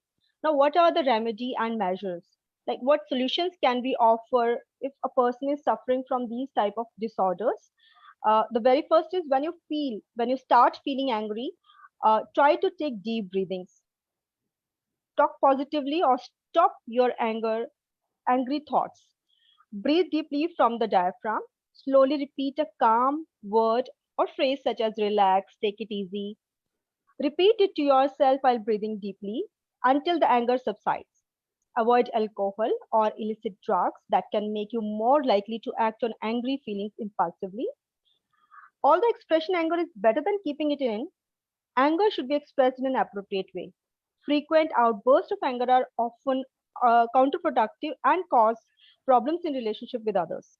Anger outbursts are also stressful to our nervous system and cardio system as well, and can make healthy problems more worse. Learn how to express your anger. Assertiveness is the healthy way to express your feelings, needs, and preferences. Being assertive can be used in place of using anger in these situations. Seek out the support of others, talk through your feelings, and try to work on changing your behavior. If you have a trouble realizing when you are having angry thoughts, keep a log of what you feel angry and try to find the triggers. Try to gain a different perspective by putting yourself in another's place. Learn how to laugh at yourself and see humor in situations. Practice good listening skills. Listening can help improve communication and can facilitate trusting people between people. This trust can help you deal with potentially hostile emotions. Learn to assert yourself, express your feelings calmly and directly without becoming defensive, hostile, or emotionally charged. Consult self-help books on assertive or seek help from a professional therapist to learn how to use assertive and anger management skills. So at the end, I wish you very healthy, pleasant, prosperous, and peaceful life. Thank you so much for giving this wonderful opportunity to express my views. And I'm sure I have not taken much of your time. Thanks again to all of you, and from the core of my heart, may God bless all of you. Thank you so much. Thank you, Dr. Anjali. Next, I call upon Mr. Neeraj Mohan Puri from Punjab.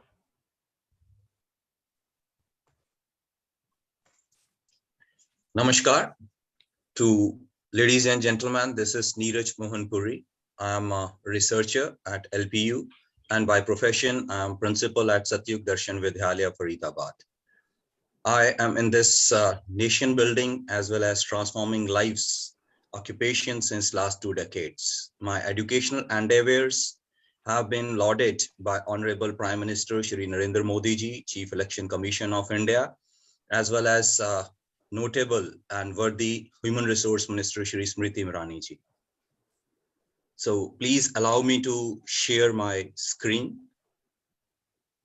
With regard to my research journey, I have already participated in various national and international conferences. I have my paper presentations and got papers published like Workforce Analytics, Panacea to Talent Acquisition in K-12 schools, a case study, preference of parents and learners of K-12 between online and school-based learning, education, inspiration, and role of STEAM.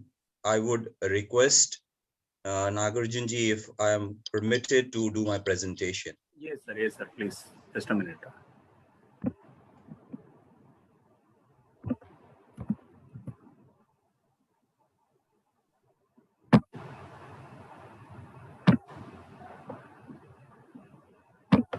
Yes, sir, now you can share your screen. Thank you very much.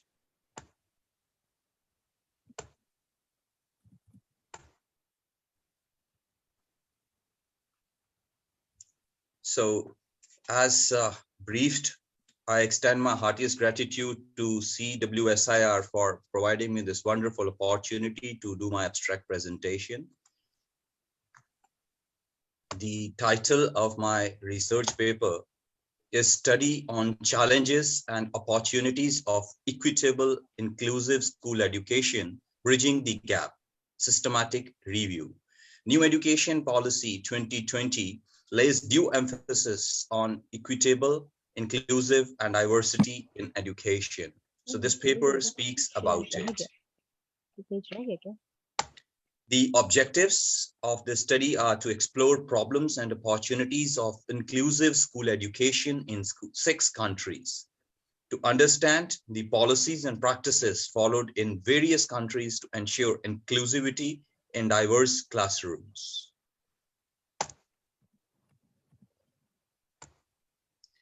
So moving on to my abstract, so countries across the world are committed to provide equitable educational opportunities to diverse population by designing inclusive education system. The study therefore reviews the literature on challenges and opportunities of providing inclusive school education with equity to diverse population. In an exploratory study, 3 scales, chiefly equality, inclusivity, diversity with context to school education are investigated. This paper sought to explore the problems and opportunities of inclusive school education in 6 countries. Second, to understand the policies and practices followed in various countries to ensure inclusivity in diverse classrooms. For achieving these objectives, education policy, procedure, and practices of best 5 countries for education vis-a-vis with India is reviewed. These countries are ranked among top 5 best education providers on the basis of quality of education, well-developed education system, and preference of masses for higher education in their universities. Results of the study shows that every country appreciates diversity in their classrooms and ensure equality and wants to provide social justice to every differently abled child. The policymakers must frame evidence-based policies and practices on inclusion, which must be beneficial for diverse population. More or less, practices of various countries on equity, diversity, and inclusivity of school education have few similarities. Firstly, rights-based conception of equity states that as far as possible, all children must be educated under similar and mainstream schools rather than setting up special schools for disadvantaged children. Study also highlights that every country has its strong policy on inclusivity of school education. This study would assist policymakers to frame guidelines to help them resolve the challenges of inclusivity, inclusion, and diversity in education. And in this whole process, I have framed one model, and I call it, we have named it as input, process, output, where input represents the challenges which we face, that is socio-cultural attitude, parents' outlook, infrastructural problems, resources and facilities, curriculum, legal support. With regards to process, that how inclusive education could be imparted, it can be through educational management, school leadership, trained teachers and special facilities, equitable distribution of resources, unique pedagogy, flexible curriculum, and remodeled assessment structure. And lastly, enabling policies as an output and opportunities. If these challenges are properly converted, then the students could be like socially accepted. They can be better national resources, cost-effective institutions, financial independence for such children in their life, higher achievements, and caring and diverse society. Finally, what would be the managerial applications and implications? This paper may prove useful to anyone who is willing to undertake empirical research in this area until recently neglected field. This is an extended literature for the further studies. This study will facilitate to gain an overview of the educational situation in India for the specially deserving equity, diversity, inclusions vis-a-vis with rest of the world.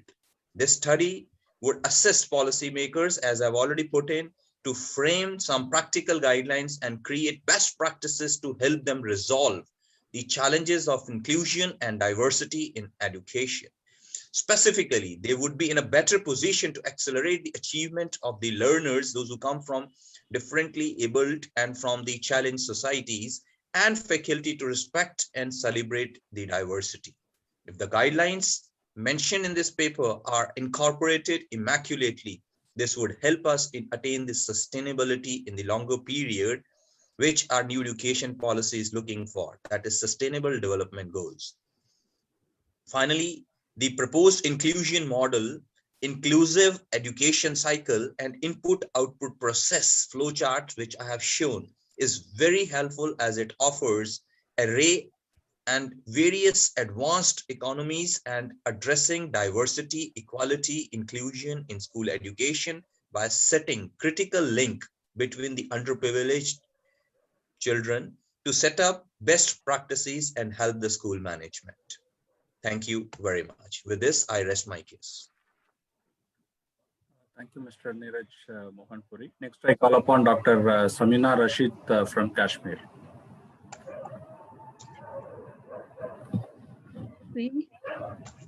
Am I audible, sir?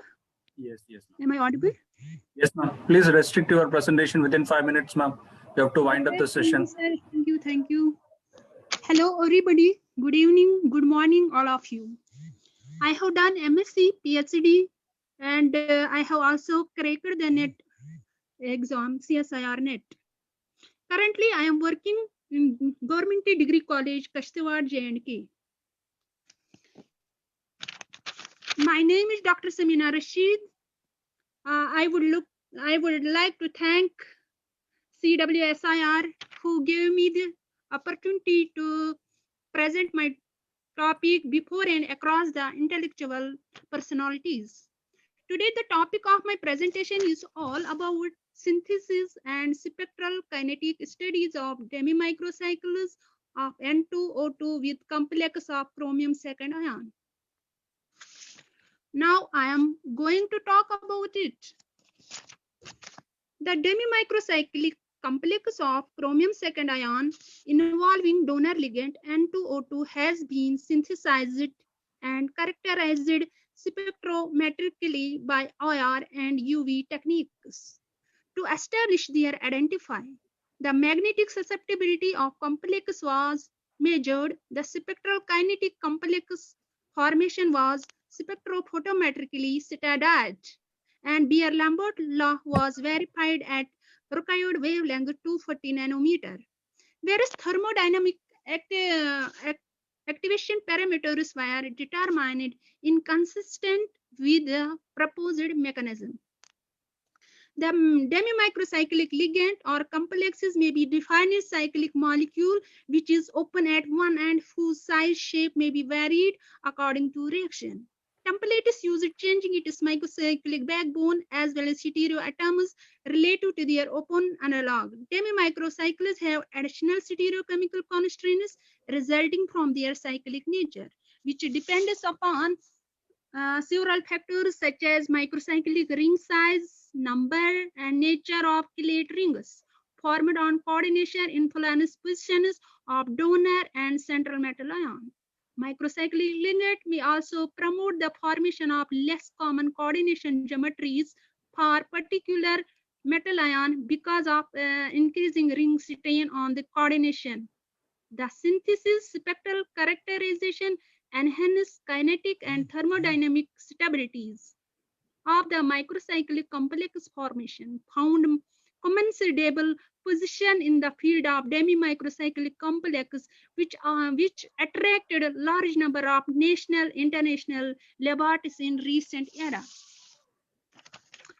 The chemicals and solvents used in this study were AR grade. Synthesis of this N2O2, that is, I choose here this ligand, was carried out. I took ethene 1,2-diamine, 20 ml was added to acetone and finally treated with the perchloric acid below 20 degrees Celsius.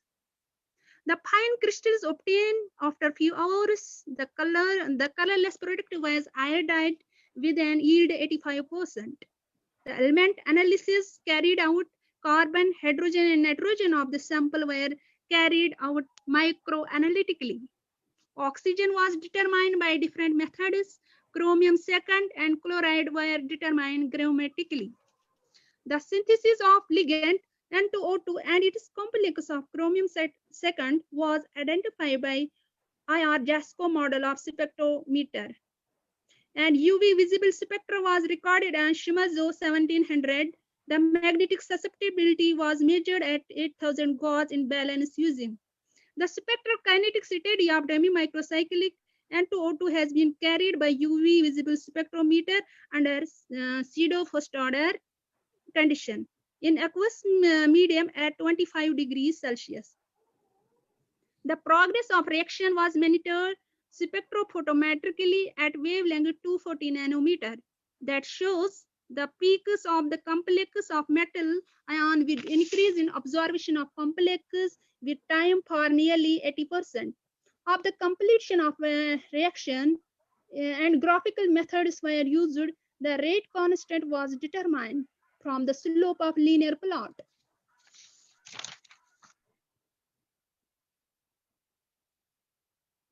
Higher spectra of complex except has strong, sharp and medium intensity band 500 to 457 centimeter inverse region, which may be assigned to chromium oxygen stretching vibration.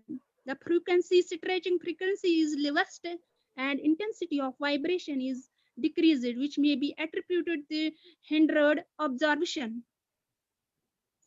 The electronic spectra of chromium second complex except a single allowed absorption at 1300 centimeter inverse. The observed bands in this visible and near UV region were due to DD transition. The intense charge transfer bands is assigned to ligand to metal charge transfer. The spectral kinetics study of demi-microcyclic complexes with N2O2 has been explored spectrophotometrically at wavelength 240 nanometer, whose peaks of the complex chromium second ion that decreases in absorbance of complexes with time. The Beer-Lambert law was verified from the slope. A straight graph is obtained from, we obtained the easily, we can calculate the concentration of this solution, and the first time the first order rate constant is determined. The molar conductance values of the complex DMSO indicates non-electrolytic nature. The magnetic moment value of chromium second ion is octahedral. It is due to the high spin, approximately 3.95 Bohr magneton. The rate of complex increases the rise of pH at constant. With the increase of pH, the rate of reaction formation increases. And at constant ionic strength of medium, but shows the neutral nature of complexes. One kinetic process was observed, which was attributed to reverse reaction. Analytically, the spectral kinetic of chromium secondary microcycles with N2O2 complexes are in excellent conformity with its proposed composition. Similar mechanism has been also early reported for the said complex by a couple of authors. What are the uses of this of my work is biological uses of this of my work in it has some biological uses in antifungal and antibacterial. So I am much thankful again to CWSIR who gave me this good opportunity that I present here the topic. Thank you, good luck, best of luck. Thank you, ma'am. Next, I call upon Dr. Sushila Sharma from Haryana.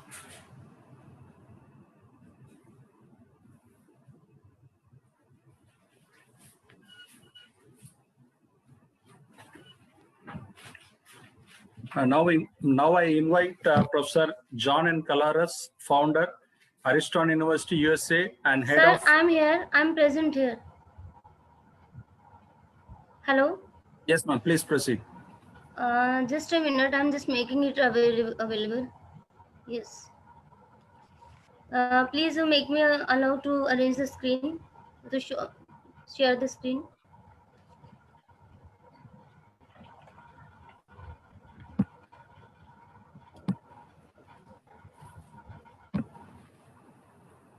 Yes, ma'am.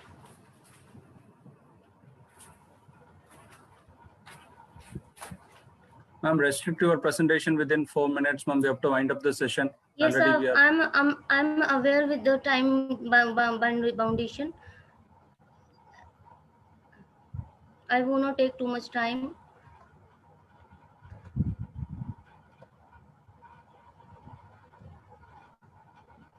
I'm already having my now. The screen is being shared, sir. Yes. Yes, ma'am. Okay. Namaskar to all of you. I'm Dr. Sushila Sharma from Department of Education, Baba Masnath University, and I did my research work on this topic, that is predictive analysis of academic stress among high school students in relation to alienation, locus of control, and socioeconomic status. This my study was conducted on 600 students from Haryana state, and my aim was to assess how much academic stress was found to be among the students in relation to some factors like alienation. When students are getting socially estranged themselves, socially, emotionally, and sometimes personal and interpersonal also, then the stage is known as alienation. And my second variable that was taken along with the study was locus of control. We have seen that so many times when students are not getting their results and the outcome according to their own wishes and desires and their inputs, then they feel that God, bad luck, or some other people, other factors are responsible for that. So that variable is that attribute is known as a locus of control, means something is that is controlling their output in their lifestyles. And the third one is socioeconomic status. As we all are aware that the economy and social status of the person always a big factor, a big fish behind the so many things. So in my study, what it was done, as a school is considered to be a very pioneer in education, starting with the students from primary to higher education. We have got a timely newspaper and magazine channels news that students are committing suicides. Their suicidal tendencies are going to be increased during the examination time. So my study which I have taken was to predict which factor, either it is alienation, it is locus of control, or it is socioeconomic status, they are which one of it that to predict the type of stress among these students. The size of the sample was 600, and it was conducted in Haryana state from several divisions, Kurukshetra, Bhiwani, Mahendragarh, and Rohtak. Now I'm going to present the results. The result was that alienation and socioeconomic status. You can see the stars here. They were found to be enough predict the amount of stress among the students, that alienation, as the alienation goes increasing, see the value is positive, means as the alienation get increase, the degree of getting stress among the students also increased. And then you can see the alienation, that the socioeconomic status, it was also found to be significantly affect the amount of significantly affect the academic stress among the students, but it is in negative scenario. Let me show the diagram of in this one. You can see the plot here. As the academic stress increases, the range of alienation is also increases, means more the alienation, more the degree of alienation, the students who are getting aligned in their social and school environment or the family environment, they are much more academically stressed, found according to my study. And when we predict that is there any effect of socioeconomic status on the academic stress, yes, of course it was found, but you can see the plot, it is negatively in the sense, and more the socioeconomic status is there, lower will be the stress among the students. So it was my result of this study. And uh, the locus of control was not found to be significantly influence the academic stress in my study. So this is the result about the study which I have conducted in Haryana state as a researcher. And this is all about the presentation of myself. I thank you to Nagarjun sir for providing me the opportunity to present my paper on this big platform on which several. Thank you, ma'am. Thank you so much. Now I invite Professor John N. Calares, founder, Ariston University, USA, and head of paper review committee of today's session, to give a concluding remarks of World Research Symposium 2021. Professor, over to you.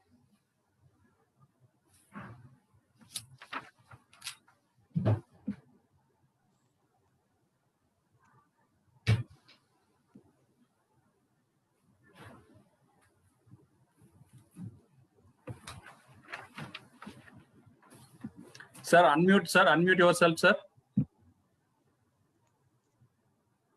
Professor, unmute yourself. I did. Yes. Thank you. Well, it was one of the greatest symposia that I've ever seen in my life. Congratulations go to the organizers for putting together such an excellent group of people.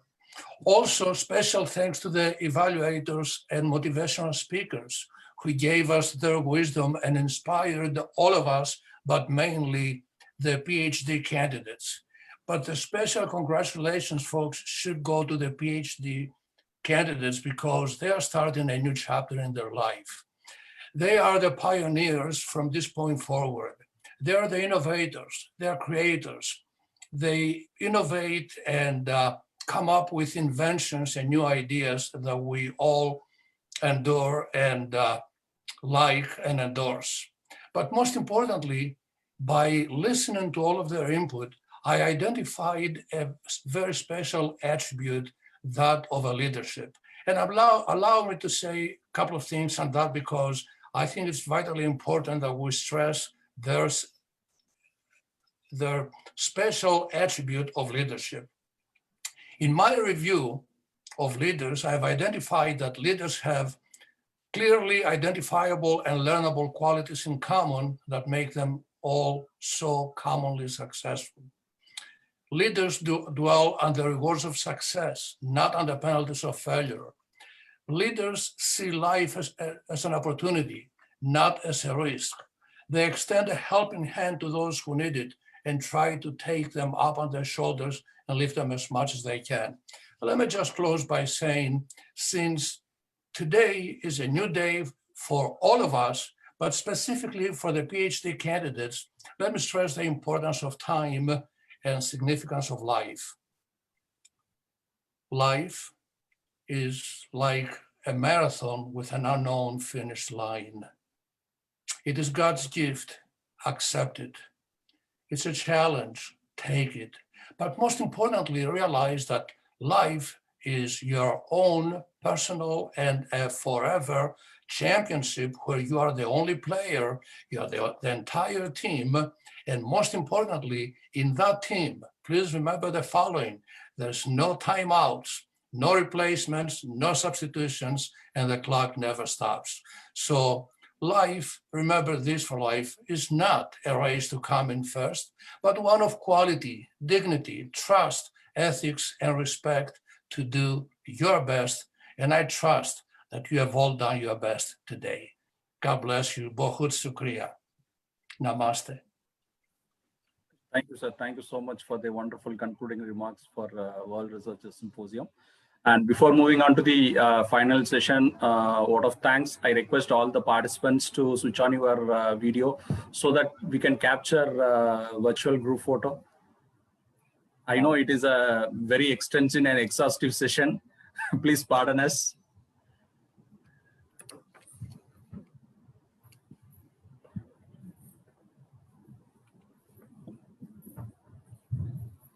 There's Rania.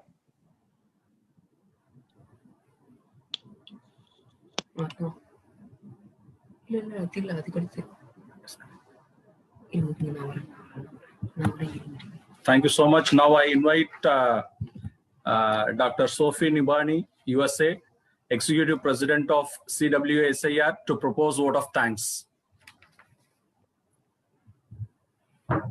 Hello and blessings to all. I can only second Dr. John Corralis's conclusion. This has been by far the best, really heartfelt, insightful presentations and dedication, so well absorbed by all our presenters. A special thank you to Nile TV and Dr. Tagreed Yusuf, who had shared our work with the world and media and truly practiced what she is preaching about the bridging between knowledge and the right sharing resources so that it can inspire and encourage others that are in a space of learning and or innovating so we may all collectively grow together. And thanks to Dr. Bob Choate, also our guest, a special guest who shared on curiosity and the theme of what we are doing. And again, second by Dr. Robert, who actually mentioned the similar interest of emphasizing the importance of curiosity and as an advocate to innovation, which cannot actually continue without the proper and basic research, because everything will age and decline, all the enterprises, if we don't have innovation. And for proper innovation to flourish, we need research. And what we have come all to do here today, whether it is contribution or support, is to truly encourage our human evolution. And as Ms. Rania mentioned, it is the time of holistic thinking and application, especially post-COVID and what we are facing in the world. There has been many pointers, and I cannot mention each and every one of the presenters, from podcast to education to social and emotional, all the beautiful preparation that is really heartfelt, inspiring, and expanding to our conscious awareness of new ways and better ways to conclude. I would like to leave you with one of the great ways that we can practice curiosity as we are all here and sharing. We always have to challenge the facts, but prior to even going there, we have to know if it's a myth or a fact. And without the basic research, that will not be possible. So the attitude of research should be one that we all take in our walk of life so that we can be of better service to ourselves, our families, loved ones, and societies, as well as communities. From the time we take the challenge of the fact, we must then consider and then conclude. And in today's time, at the 21st century, we are really needing a main skills of communication, collaboration, creativity, and critical thinking. Along with research, I feel that we can reach healthy ways of innovating. Thank you so much for Charles Waltz Society's innovation and research, for bridging thoughts and ideas and having creativity that leads to innovation and creating platforms for such noble intentions. Thank you to President Dr. Bande, to our coordinators, secretary, office bearers, researchers, our moderators, all the authorities involved, our community of love that will continue to serve humanity at large. I want to take this time to say that on behalf of our organization, for all the audience, all the listeners around the globe, for those who are wanting a place to grow from and submit research, to feel welcomed, to join our community, we are here to serve. Thank you and namaste, blessings. Thank you so much, ma'am. I believe that during this session, all of us have obtained a fruitful discussion in this World Researchers Symposium 2021. We have learned a lot from the keynote session delivered by the amazing keynote speakers.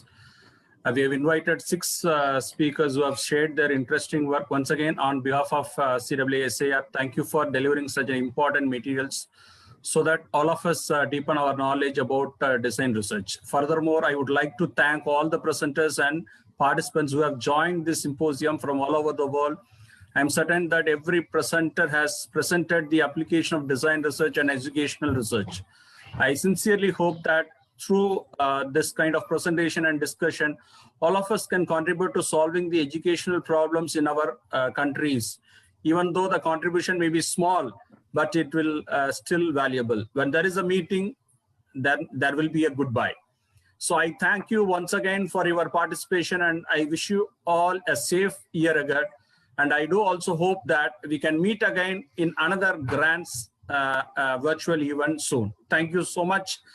And thank you once again for all your time and support for making this event a grand successful one. Have a nice day. Good night. Thank you so much. Thank you, Nagarjun sir. Thanks on behalf of all the participants. Thank you. Thank you so much. Thank you so much. Good day and take good care. Blessings. Thank you.